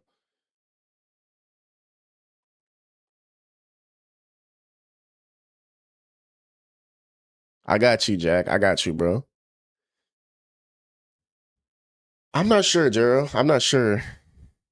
I didn't really, me myself, a big, like I said before, I wanted to test defense mainly and do like a gameplay breakdown strictly on defense, but I couldn't really do it because we couldn't turn contest on, so I couldn't see any contest or do anything. So I kind of just like, you know, let me just maybe react to the gameplay that other people do, and let me just fully focus my time on builds. So I got PG builds, shooting guard builds, lockdown builds for like Park and Pro-Am, power forward builds, poppers for Park and Pro-Am, and then like an inside power forward build for like, you know, for Park 2s and 3s, and then I got a center for like 5s, and so got a lot of build videos dropping within the next couple of days. And I saw someone say, chat, on Twitter about specialization, how like you can choose 2 specialization. That's not true. Like the screenshot showed it when they brought the specialization screen, it clearly showed like like once you choose one specialization, like that's your specialization for the build. Like people were saying like you can have more than one specialization. I don't know why people were saying that on Twitter. And maybe that was because I was playing against the AI and maybe I'm tripping, chat. Maybe I didn't see what they saw, but from the screenshot that they played in the trailer of specialization, it said like select one specialization and that's your like specialization permanently. Like do it once pretty much similar to 26 community day. But we'll have to see when it's person on person. But for the most part, from what I felt from the on the specialization 2 that they showed, I noticed that there's a physicals specialization. So there's you can't no longer, you know how like you can choose shooting specialization, and even though your shooting was already maxed, you're like, oh, where am I going to put my cap breakers? You could just, oh, let me cap breaker my speed, my agility, my vertical, my, you know, you can use your specialization cap breakers on physicals. But now because specialization has its own specialization, those cap breakers that you get from specialization for, let's say, shooting, you have to use them in shooting. For defense, you have to use them in defense. You can't no longer just like, all right, I maxed out my shooting, but now I unlocked my shooting caps. I'm just going to put them on speed, or I'm just going to like, you can't put them towards physicals anymore. That's its own separate specialization. felt playing the game, the community day version of the game, it felt like interior definitely had a big impact on how easy it was to finish on somebody or how difficult it was to finish on somebody, to go along with the other factors, of course, you know, momentum, angle, positioning. And it's not to say it's impossible to stop somebody going to the basket. I mean, this is Tyrese Maxey stopping Michael Jordan going to the basket, and you know, Tyrese is what, 6'1" and low interior, low block, so it's not impossible. Obviously your skill and the way that you play it and the angle you take and all, and their timing of the jump and all that still matters. But another thing I noticed with dunking, if somebody was just like in the restricted area and you were going downhill full speed at them, like you would put them in a poster and it would be greenable. I feel like in past years, like unless they were way under the hoop, like you'd get a decent window if they were way under the hoop, but if they were just like in the restricted area, a lot of times you would drive and like it would shrink your meter down all the way, when like in real life it's like if they're standing under there and you have a full head of steam, you know, you got Michael Jordan running at you full head of steam, like you're in trouble. You know what I mean? A lot of dudes in real life would just bail out of there and just, you know what I mean? I'm not getting put on a poster, but in 2K it was like your meter would shrink a lot of the times. It was definitely a noticeable difference in terms of if they're just down there in the dead zone, you could just go up and boom on them. But again, like if Wemby was down in that dead zone, it felt like it would shrink. So I don't know. Maybe that's just because Wemby's 7'4". Maybe it's the interior rating. There's a lot of. Chad, is it true y'all seen Wemby grew 2 inches? Apparently he's like 7'6" now. I saw that on Twitter a lot. I don't know if that's true. Like they did the measurements for like, he's like training with France now for like the France team or something. And he's like apparently 7'6" now. Like, is that not crazy? That was a bait account? Okay. Yes, Nuz. Yes, bro. Full court greens? You can green full court. Yes. It's like, it's timeable. It's not just like a random thing anymore. Like, you can time full court shots. But it's like, obviously, it's not easy. Like, you'll probably make one every 200. Like, it's going to be like if someone is consistently making full court shots, they got his in. I ain't gonna lie. They got his in. But overall, the dynamic dunk meter definitely worked. It was shrinking, it was expanding, it was shrinking back down. It was overall dunking, in my opinion, it felt really good. Like, honestly, maybe even too good, but we got to see when it's person versus person. Oh, Chad. Joe's saying dunking feels too good. Hold on now. Person versus person. Joe's saying dunking is too good. Hold on. It's always a little different against the AI. We might have to make a slasher. Let's move on. So since we're on the topic of dunking, let's talk about standing dunks, kind of big man, paint scoring, post scoring. I'm going to encapsulate it all into one section, all right? You've seen a little bit of post scoring in this gameplay, like trying post spins and stuff with Kobe and Jordan, LeBron. You'll probably see some more as the gameplay goes on. But now, besides Joey post hooking from the three-point line for the second year in a row at Community Day, the step throughs are definitely something big men can utilize, but let's talk about paint mashing, right? Dead zone. Can you really mash something? This is Bam mashing and contact meter dunking with the standing dunk. But just for perspective, that defender from the Knicks has a 50 block and a 50 interior. Now, on the flip side of it, check out this clip. Giannis going against Jason Tatum right here. Tatum's got 81 interior and just walls up and takes Giannis. Jason Tatum right here. See, this is good positioning. Like, this is good to see. Like, I like this right here. Especially, like they said, Tatum has 81 interior.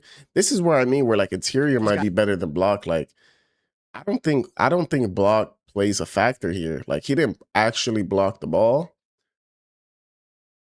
But he still got a big contest and force like interior and just interior over block might be super and makes him miss the layup. Now this gameplay is from Joey 2K, so I think the difficulty he said was on like All-Star or Pro, so it's a lower difficulty than what I'm playing on. So like the green window size of like that layup was definitely bigger than it would have been on Hoff. But again, like check out, this is back-to-back possessions here. Joey's trying to just rim run through Tatum, and Tatum with 81 interior compared to that 50 we just saw for the guy in the Knicks.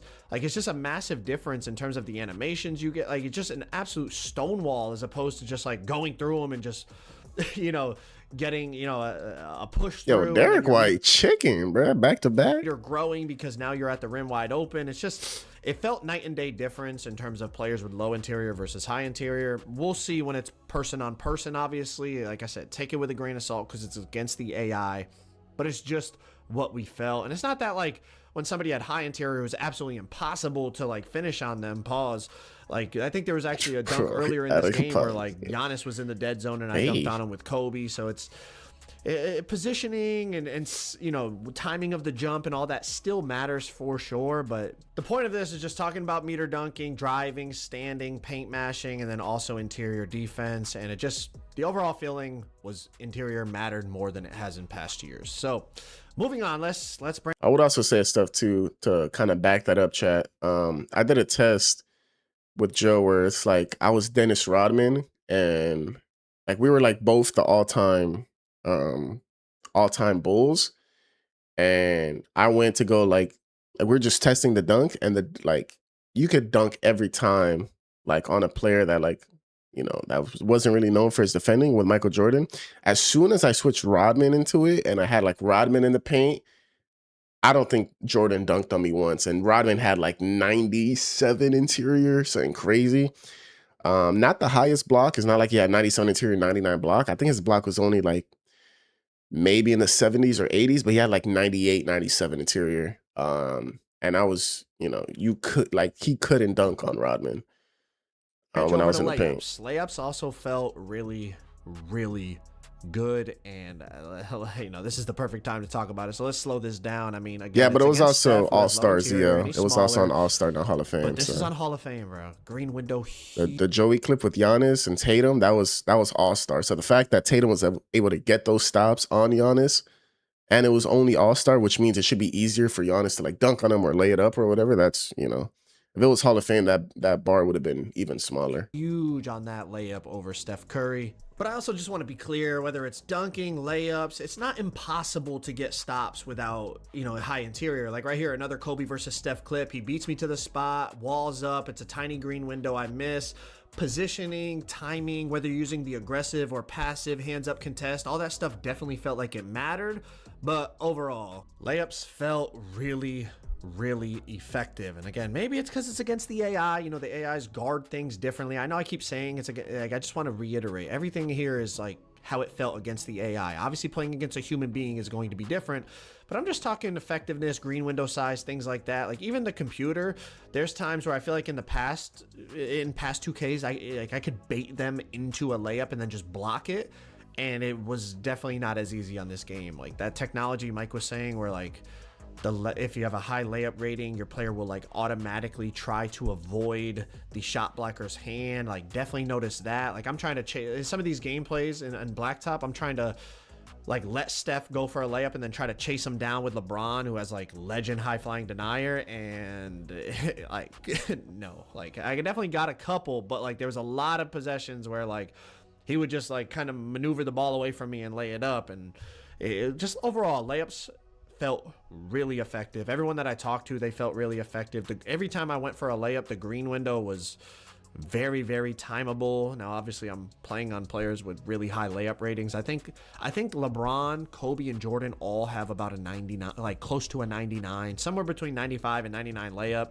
And obviously Steph Curry has high layup. Like most of the players in the play now that we were using and Rucker we were using have really high layup ratings. So builds in the builder though, like actual my players aren't gonna have that high layup though. Obviously can't talk about the my player stuff. I was about to slip up and break embargo, so let me chill. But everyone that I talked to, they all agree that layups felt really effective. We'll have to see how it feels when we actually get out there and it's person on person, you know, park, rec, pro-am, all that stuff. But that was the consensus from playing against the AIs in these game modes. So let's move on. Next thing to discuss, let's talk about shooting in general, right? Mids, threes, fades, hop jumpers, spin jumpers. Let's talk about all that type of stuff, okay? So first things first, middies definitely felt a lot easier to green than threes. Threes, obviously you could green. Which is always the case, I feel like 2K wants us to like, you know, play ethical hoops, chat, where it's like, you know, and it's not just dunks and threes. Like they want to see middies, they want to see layups, they want to see, you know.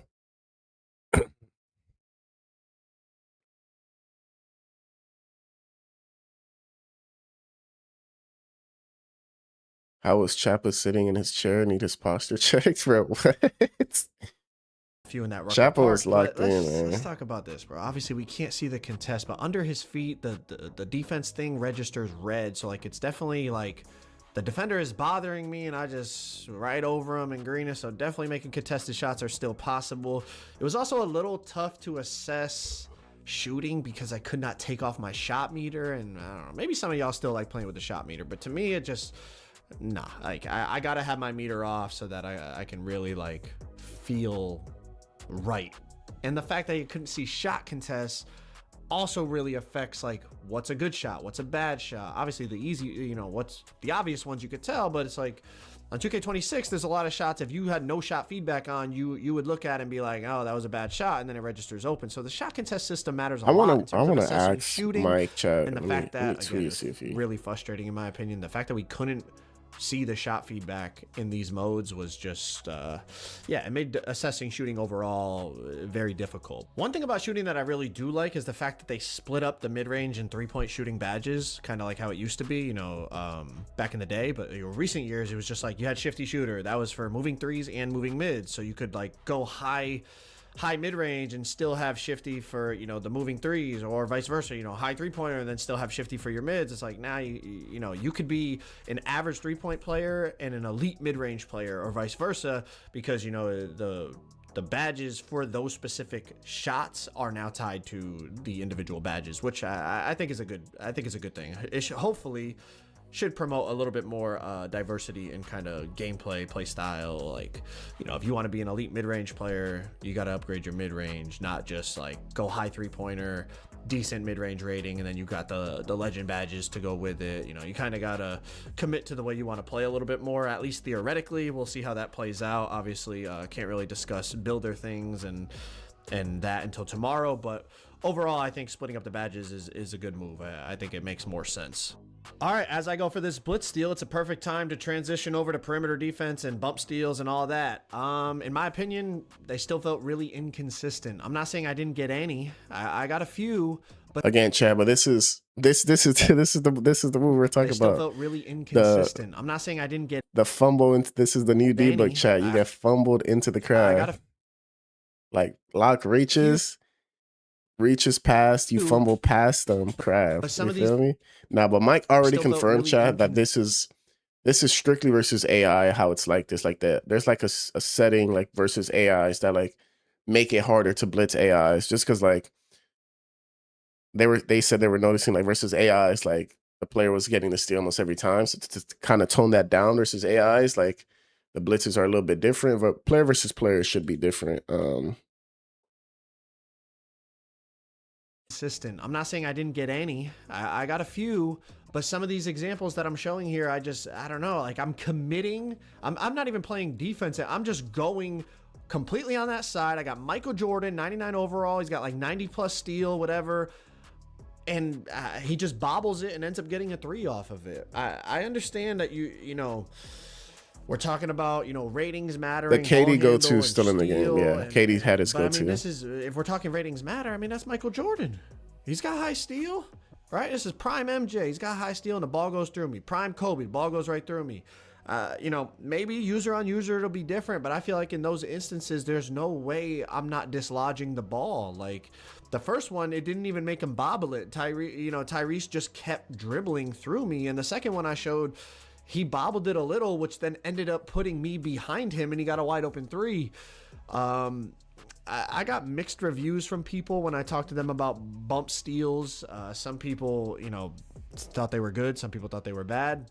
In my opinion, they were still really inconsistent, and I felt like, you know, those two clips are perfect examples. Even the clip they showed in the trailer, the gameplay trailer where they showed Kevin Durant, I'll put it on the screen right here. Like, I don't know, like, in my opinion, you should dislodge the ball there. Like, you're rewarding a bad decision by the ball handler by allowing him to get away with that. Perimeter defense as a whole, though, overall, it felt The more bumps sticky, were really more good. bumpy. Yeah, the like when bumps you were attached good. to somebody, it felt a lot, you know, I feel like sometimes in 26, it felt like they were like covered in oil and they would just kind of like slip past you if they like wiggled their left stick a little bit or something. You see like there, it feels like there's a lot more once you attach, like, you know, you, especially, you know, some of these guys like Kobe, MJ, like they have really high perimeter. So, you know, obviously that probably plays a factor, but it wasn't impossible to drive by people, but it felt like when they cut you off, they really cut you off. It wasn't just like they cut you off and then you could like wiggle and slip through. It was like, well, okay, if you get bumped, it's almost like you kind of gotta like gather yourself. But like right there, like, you know what I mean? Like LeBron turns the corner and like, you know, they're not like dragging you backwards. Like once you turn the corner, you turn the corner. But overall, it just felt like, it felt a little more sticky. I guess that's the best way to describe it. Like right here, like you see, like I'm attached, I stay attached, I stay attached, I stay attached. Now, obviously, again, I keep saying it, I'm sorry, but it is against the AI, against the human being with optimized SIGs and my players and things like, and once everybody learns how to dribble and all that, we'll see. But against the AI, definitely felt. So like, how much of the actual game did you play? Let's say, I want to say we're at community day for 9 hours. And I probably physically played the actual game for about like 20 minutes. Like 20, 30 minutes, bro. I'm not gonna lie. Like those shorts I'm dropping today, like Curry dribbling in the micro, a little clip of KD dribbling. Once I saw you couldn't turn off meter and you couldn't see contest, I was like, bro, there's nothing, like, what am I gonna do, bro? I might as well just, but bro, but Mike, I gotta go to the builder, bro. I had to go to the builder. I got like 12 builds for y'all though, you know what I'm saying? 12 to 15 builds. Fully breaking down the synergy, the few, like everything about like the tokens and the badges. And because I know chat, let's look at my gameplay video from last year.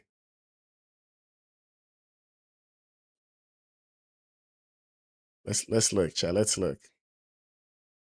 It's just like people know me for the builds, you know?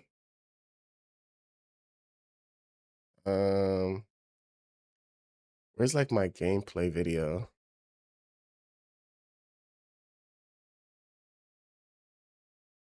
Or for 25 is when I did it first. Was it 25? Yeah, like full gameplay breakdown. Like breaking down everything. It was like a 20-minute video of like the meter dunk, speed boosting, shooting. And it got like less than 10K. You know what I'm saying? But we go to the builds that I made for, you know, all the builds I was able to get out of it. I just feel like, you know, when people want to see like the full overall gameplay breakdown, like they're gonna go to like the Joe Knows channels, the, you know, the Double H, the, you know.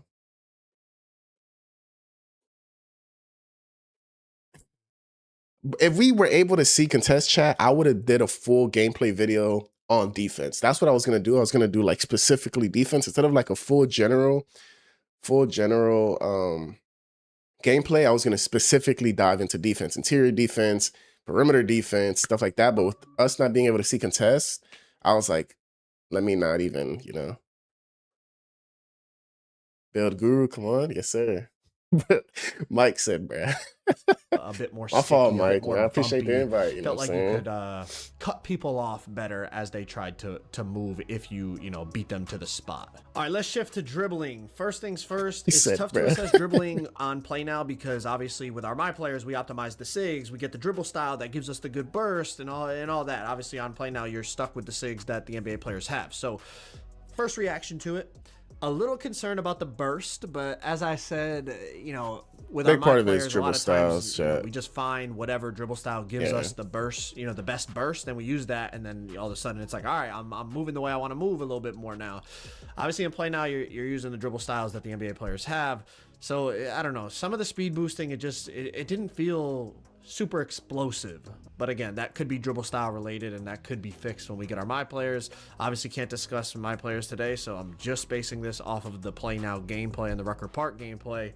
But that was the first reaction, like, okay, I'm not really bursting how I want to burst.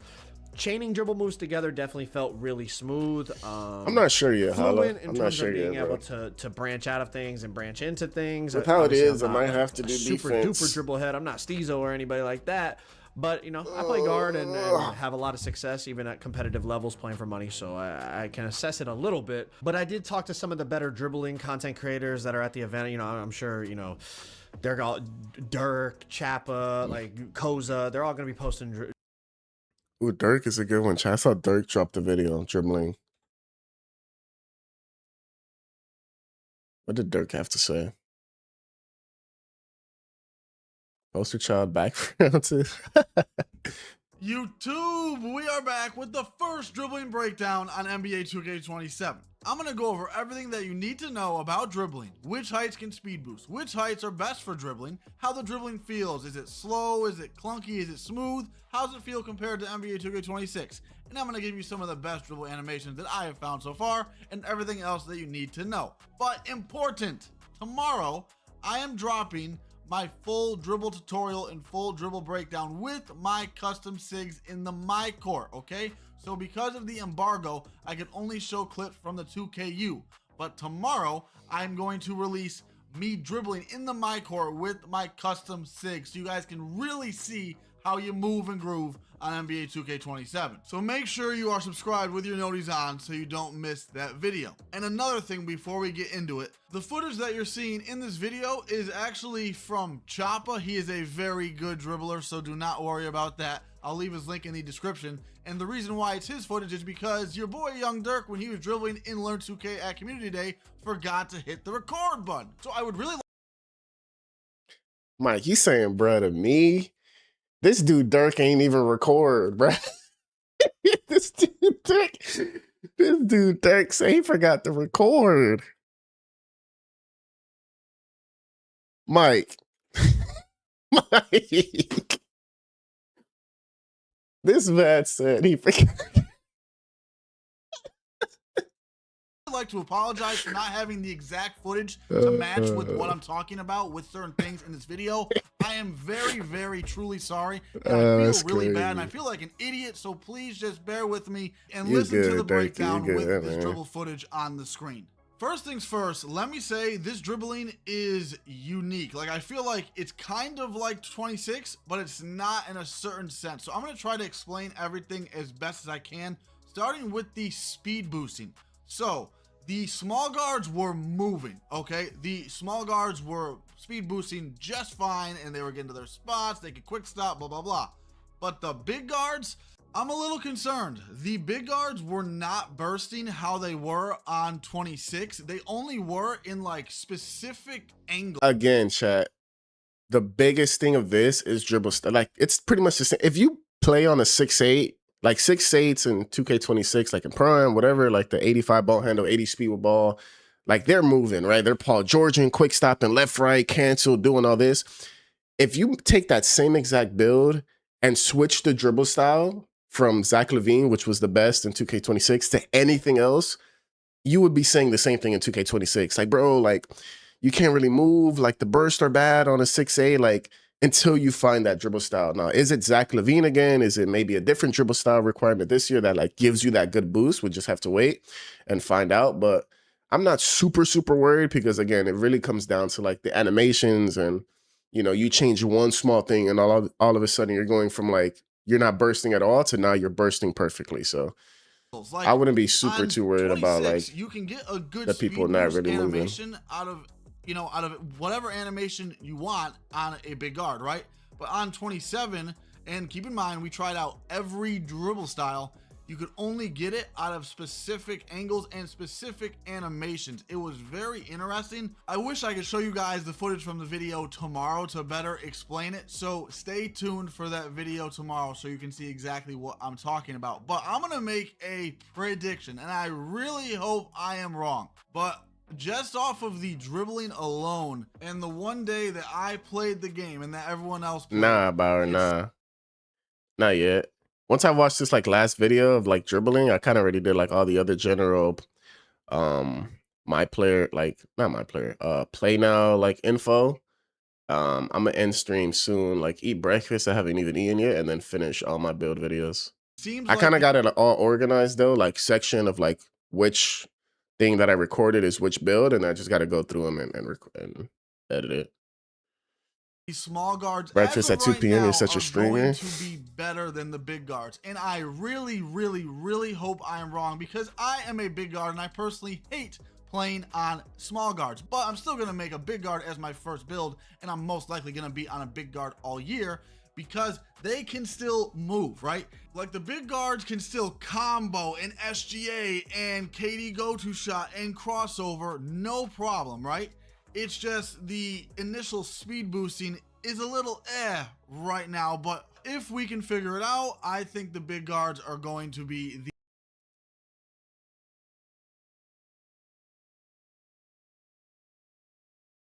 What Iggy Mo doing? That's what I'm going to do personally. But we're going to look at everything. I'm going to look at all Pro-Am builds probably, or maybe not a Prime point guard, but like Prime shooting guard, Prime lock, Prime center, Prime power forward I'm going to look at. Oh, you talking about tomorrow?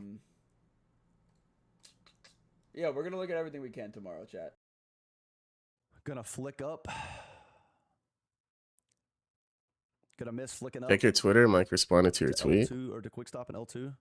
Go to somewhere where the stamina is off, because if I sit there and dribble in front of a court by myself with no defense being played and stamina off, it's gonna look amazing. All right, and I'm to try to make things look better than they are or make things look worse. Chat. W Mike. Look at this chat. All right, chat. So I asked Mike, I said, do you think going really high interior and low block is viable? Obviously won't get much blocks, but the interior contest, stopping dunks and layups, etc., should still be very strong, right? Something like 85 interior and 70 block as an example. But as a power forward, high interior is pretty important in my opinion. If you get matched up with a masher, you'll get fried in the paint with low interior. He still didn't answer the question, low key. I mean, yeah, I feel like, because I don't know, I still don't even know to this day if blocks is like strictly just getting the block or if blocks actually help with like the contest. Because obviously block is tied to paint patroller, and paint patroller pops up even when you don't get a block. Like if you get a good contest and force a miss, paint patroller pops up. But like that's I'm still confused on that. Like you can get a block, like you can not get a block and paint patroller pops up. Toot says block helps with jump contests in the perimeter, Jark, but then I think Mike confirmed that block doesn't affect perimeter contests this like anymore. Like if I have 99 interior and 25 block, I should never get scored on in the paint, but I should also never get a block. Like I shouldn't physically get a block, but I should like always get a stop. No, like every contest should be a red contest, smother. Like I got 99 interior. Obviously 99 interior, 25 block isn't possible because once you raise your interior, your block goes up by default a certain amount. But just as like an extreme example, 99 interior, 25 block, like am I just going to be damn near impossible to get scored on in the paint with never getting a block? As opposed to like 99 block, 25 interior, like, yeah, I might get some stops by getting blocks, but if I don't get the block, it's going to be open. It's good, Chad. W Iggy, man. Chad, I got, you know what I'm saying? I got the bit. I got y'all, man. I didn't make a gameplay video today. I got a couple shorts that I dropped that, shorts, yeah, just shorts on all my platforms because I didn't really play much gameplay. I was just in the builder the whole day. Counting on you tomorrow. I got you. I ain't gonna lie to you. I'm not, you know what I'm saying? I'm not too mad. Like I pretty much got an idea of like the first build I'm gonna make for like Park. Like a pretty decent, like you look at it and you're like, yo, like I feel like in other 2Ks, there was sometimes where you're like, bro, like you can't get this, or like you streaming tomorrow? Probably not. Give Iggy Mo your worst build. Worst build is crazy. Nah, I mean, what's tomorrow? Tomorrow's Friday. Nah, I probably won't stream tomorrow. Yeah, it just depends, Iggy Mo, because we don't know when we're getting. I know they said like in the trailer, like Rookie 4 was like 1 cap breaker. It's like, yeah, that's 1, but like how fast are we gonna have like 5 caps or like 7 caps, you know? So just a lot of the versions I made though, since I know like casuals are not gonna like make a build and then 2 weeks when they get 5 caps remake the build. Like a lot of the times, like I had people in like July telling me in my comments like, bro, I'm still using your day one build. Like, so a lot of my builds are like really good, like with no caps, and then have a plan, at least has like a plan. Like, yo, if you end up getting 5 cap breakers, you could put them here. If you end up getting, 3 more caps, you can put them here. You can put them, you know what I'm saying? So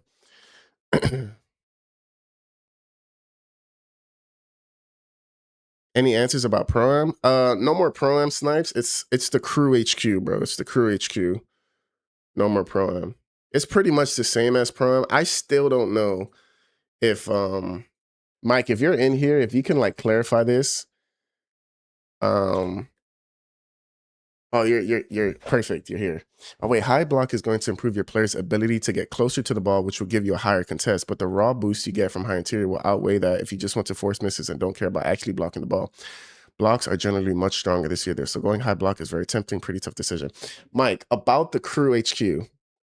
Thank you for that answer, by the way. That does clarify and help me.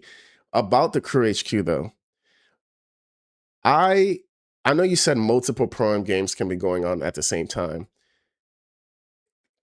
Is there going to be different like factions in the crew HQ for Pro-Am, or is everyone in the crew part of the same Pro-Am team? Like, let's say for Black Market, for example, me, Bauer, Joe, Hoff, and Lag, we want to like potentially try to start 100-0 in ranked Pro-Am, but we don't want to be the only ones in our crew. We want to invite other people to the crew. Like if we go out to play rec with like other people or like playing park, we want to have people in our crew to not only level up faster, but get like the rewards of playing with like, our other teammates that are not like the comp 5. But if we load up with the Black Market 5 and go like 20-0, and we go to sleep and other people in the crew want to play Pro-Am as well, and they play Pro-Am and they lose when they play, is that loss going on our record? That would be really good to know. I don't know if I made sense. I don't know if I worded that correctly, but did I word that correctly, Chad? Do y'all know what I'm trying to say? Because I know for sure he said multiple Pro-Am games can go on at the same time, but does that all go under the same record? Or can he be like, all right, we're all under the Black Market crew, but there's the Black Market like Pro-Am team, then there's, this team, then there's this team, and they all have their records. I think so, Chad. That's what I think too, based off what he said. I think high interior, low block on guards will be the wave. Because like, when are you ever blocking a shot in the first place on a guard? Like, I think getting the contest is what matters. I'm not 100% positive, but I'm pretty sure the crew shares one record. Ugh. Ugh, that's tough. All right, Chad. So if you get invited to the Black Market crew, you can't play Pro-Am. Y'all gonna have to go to the rec, man. If y'all join the Black Market crew, y'all gotta go to the rec, man.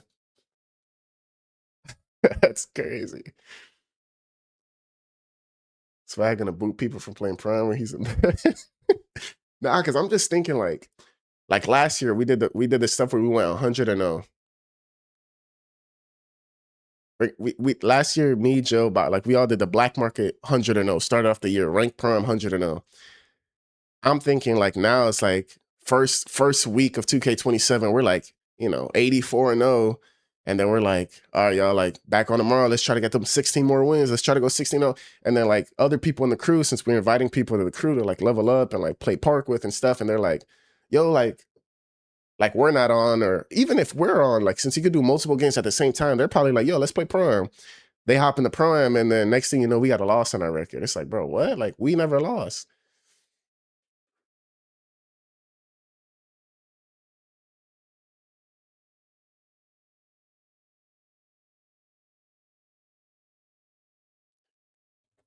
Shut up, chat.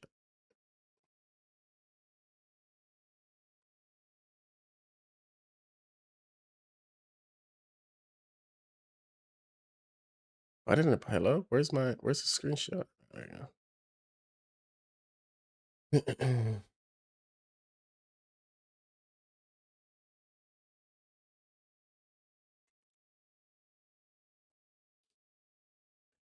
Luba through HQ record.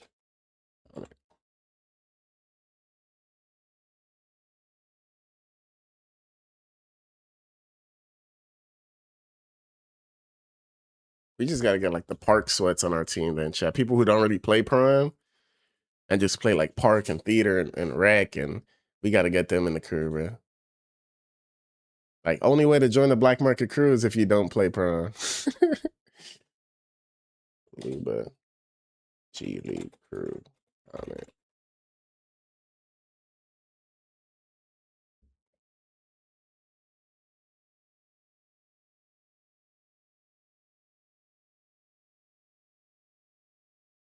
Damn, that's crazy though. I was hoping that wasn't the case. The dominant height range again, because the rest of the dribbling, like I said, is really, really nice. But I just thought of this right now. I'm sorry I'm going all over the place, but this is good news. So I'm going to explain this from the small guard's perspective first. And it's going to make a lot more sense when you guys see it in the dribble tutorial tomorrow. But with the small guards, you only get, now again, this is just from testing for a day. I could obviously be completely wrong. But what we found out was, that's, yeah, Chad, you're not lying. super good speed boost animation Okay. when you did it out of your signature size Chat, up. I got a question, chat. Do you guys want me to make a video specifically on like the builder in general and explaining, because I feel like I explained the synergy and all that in the actual build that I'm making.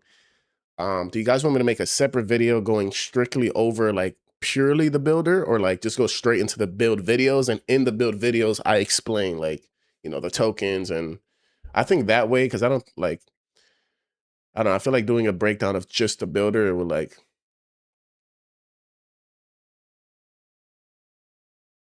complete 2K27 my player builder breakdown. Do breakdown, a video strictly on the breakdown, and then get into the builds.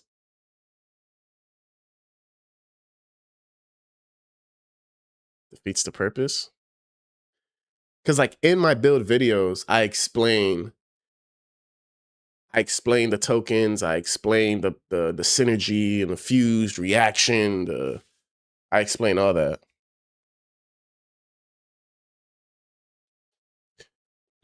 That's what I'm saying, Paula. Like, I'm explaining it in the build video, so it's like, do I need a separate video talking about it?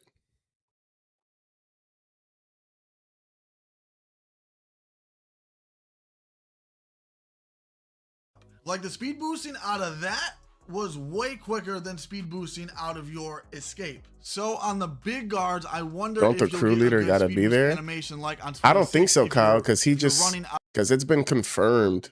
It's been confirmed that multiple Prime games can be happening at the same time.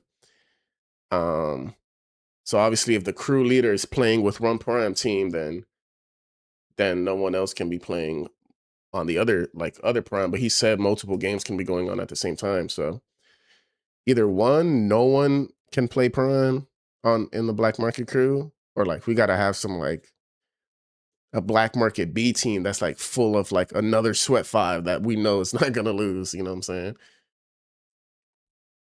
Make us a back end power forward with dribbles, please.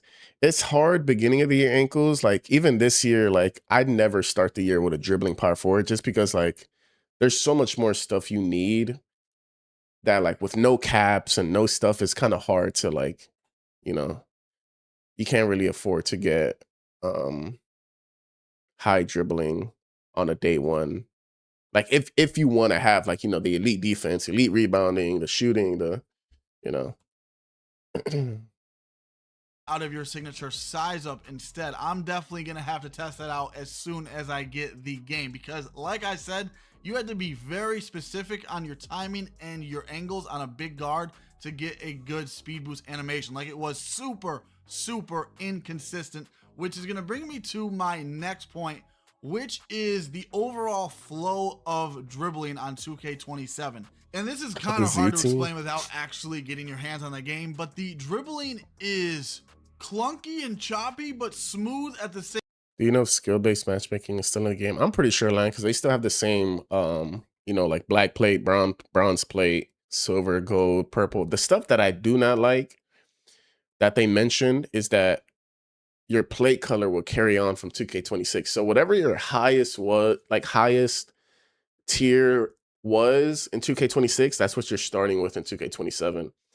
I feel like that doesn't make any sense because let's say I was playing with like a subscriber one day, like it's like a play with subs night, and I'm playing with a sub. Obviously, I'm a red play, I'm a top player, and let's say the person I was playing with, he's a subscriber, but he's not like that into like he's not super sway. He doesn't really like have a consistent 5, so he's playing random rec a lot. He's probably losing a lot. He's probably around the bronze silver range, balancing between black plate, bronze plate, and silver plate.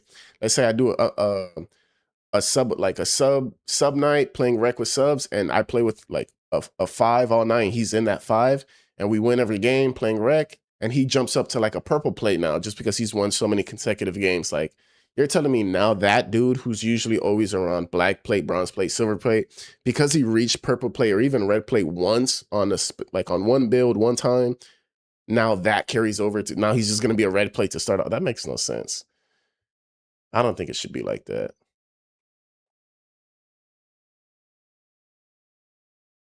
It's good, Kenji. I am starting 27 with a subathon, chat. Starting 27 with a subathon. Same time, if you dribble properly. What do I mean by that? I mean that's what I'm saying. Like, if you rush through your combos and you're not, or even like I understand like the only thing I can think of like why they did that is because a lot of times like the top players will like play so much early on that they'll be red plate so fast. Like within the first couple of days, they're already a red plate. Like they already played hundreds of games within like the early access. Like they're already a red plate, and now like when they go into like these skill-based matchmaking modes, they can't find a game, right? Like they're waiting in either the rec arena or whatever because they're such a high plate. There's no one else in that level. They can't really find them. I guess this solves that problem because now there'll be so much more people in red, so much people in purple play, so much people in gold play, but I don't know how I feel about that. Like it's a whole new game. Like if that's the case, chat, they want to transfer plate color from 26 to transfer my VC then. What's the word? Let me get my VC from 26. You know what I'm saying? If y'all want to transfer stuff, if we want to transfer something, chat, let's transfer VC. Like why are we transferring plates, but we're not transferring VC? Like, you know what I'm saying? Seen your combos, it's gonna give you moves you don't want. So I feel like, in my opinion, again, I only played the game for a day, you're going to have to pace your thumb when you're dribbling and not rush through your combos, or you're gonna get moves and animations and bursts that you do not want. But on a positive note, let's get some positivity in here. If you can combo correctly and pace yourself correctly, you guys will see tomorrow that you can dribble really, really nice. And the combos and dribbling on this game are gonna be very, very smooth. Elite dribblers are going to love the amount of combos and chains that you can put together on this I'm not gonna game. lie, Chad. Bro, There's so many dribble animations. Like, as someone who plays 2K as their job and like every day, and like I make guard builds. I've played guard before. Like when I looked at the dribble animation screen, I was just like, bro, what? Like, there's so many animations to put on this year. Like there's so many options, chat. Like everything, there's like it's crazy.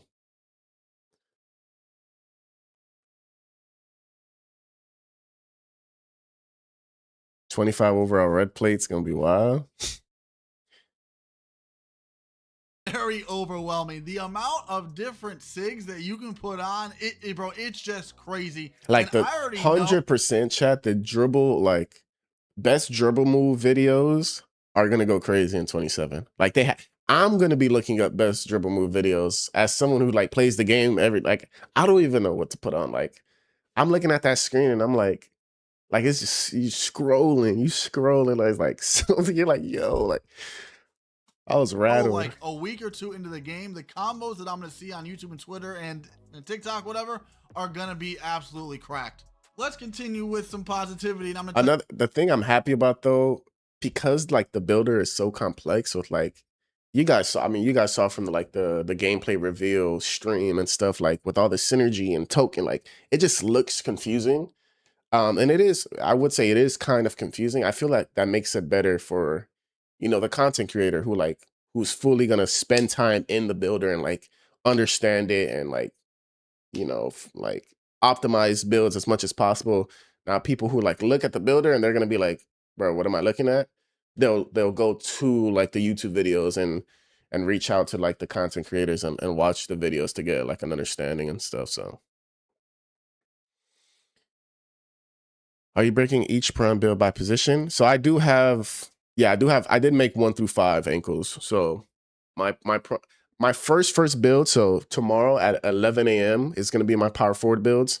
That's gonna be like part 2's build, part 3's build, like part 2's popper, which can like part 2's and 3's popper, part 2's and 3's inside, and then like a 5v5, a prime build for 5v5. Yeah, those are like different popper builds I have.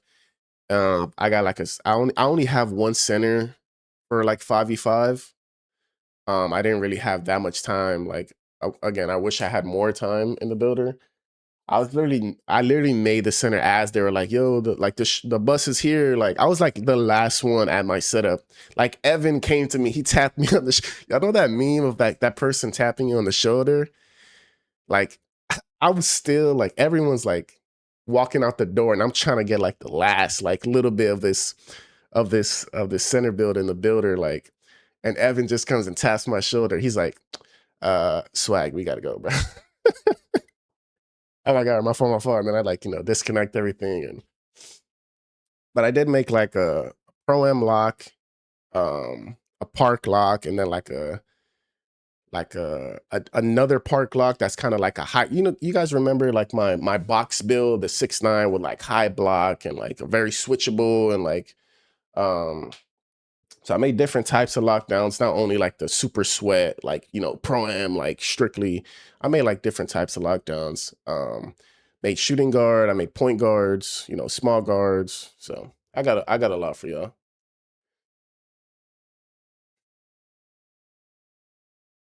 Did he actually, JP? Yeah. Yeah. Sug. I'm not, that's crazy tags, but yeah, I got some with contacts. Tell you guys some good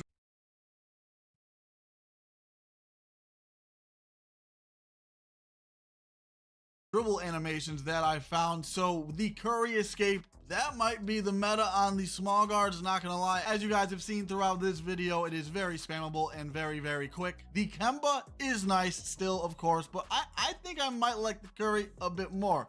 And then the best dribble style for the small guards of what we tested out was again the Ja Morant. And then for the big guards, like I said earlier, it is the Zach LaVine. And continuing with the big guards and some good news, the KD go-to shot, right? If you guys watch me, I abuse that move on 2K26. It is still in the game and it's actually slightly better. And that's crazy because in my opinion and in a lot of people's opinion, if you knew how to use it correctly, the KD go-to shot was the best move in NBA 2K26. It's better because if you guys remember, the KD go-to shot on 26 was quicker when you did it with your weak hand side and you could combo out of it and cross out of it faster than your dominant hand side. Well, on 2K27, of what I have tested, and you guys will see tomorrow, it is the same speed in both your dominant and weak hand, so it's going to be even harder to guard and even more OP. So I'm super excited to be using the KD go-to shot. Yeah, T. It's going to be really hard to get though. Day one of NBA 2K27, because I am, like I said, going to be making a big guard for my first build. As far as the other animations, and I know this video has kind of had like a 50-50 type vibe to it. I don't think I can say, T. I want to end this positively, okay? There's a lot of good animations in this game to what I have tested out. You still have the Jimmy Butler escape. That's good. The Paul George escape, the Kawhi behind the back, the Stephen Curry behind the back. Like, there are still a lot of good moves, bro. Like, I'll just say Paulo was easy to get on a center build in 26 because it required like a 78 rating or a 79. That's all I'm going to say. So many moves to choose from in this game. Like in It is 26, Paulo was like a 79 rating, like 79 mid-tier 3 to get Paulo go to, which is like what every center used. absolutely ridiculous. And real quick, one last thing, just a reminder again, if you want to see me dribbling in the my court with custom animations, That's what it was in on a 26, small guard yeah. and a big guard, that video is dropping tomorrow. So make sure you hit that subscribe button and turn that notification.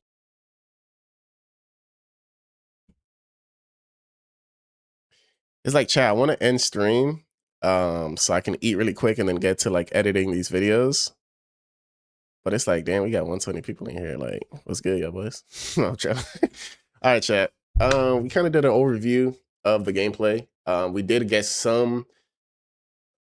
we got really good answers or really good questions answered by Mike in the chat. So shout out to Mike in the chat answering some very crucial questions that I had, and on Twitter as well, answering some questions. But yeah, we're gonna end the stream there. Let me see if there's anyone we could raid. Is Cole still streaming? Money Man with the Sub Prime, appreciate you. That'd be Cole, man. Cole's cool people, man. I rock with Cole heavy, bro. Builds last year, you would get this one right here. You get this every time on I shouldn't say like smaller. By the way, when I say builds, guys, I'm specifically talking about like y'all go join in on that Cole the Man raid. So like W Mans, bro. Cole's such a cool person. Always cool meeting him at community days, man. But until next time, man, I appreciate y'all boys. Videos, build breakdowns, everything you need to know about the builder. You guys know I'm the build guru. I got y'all tomorrow, man. 11 a.m. My power 4 builds are dropping. Until next time, I appreciate y'all. I love y'all. God bless. Peace.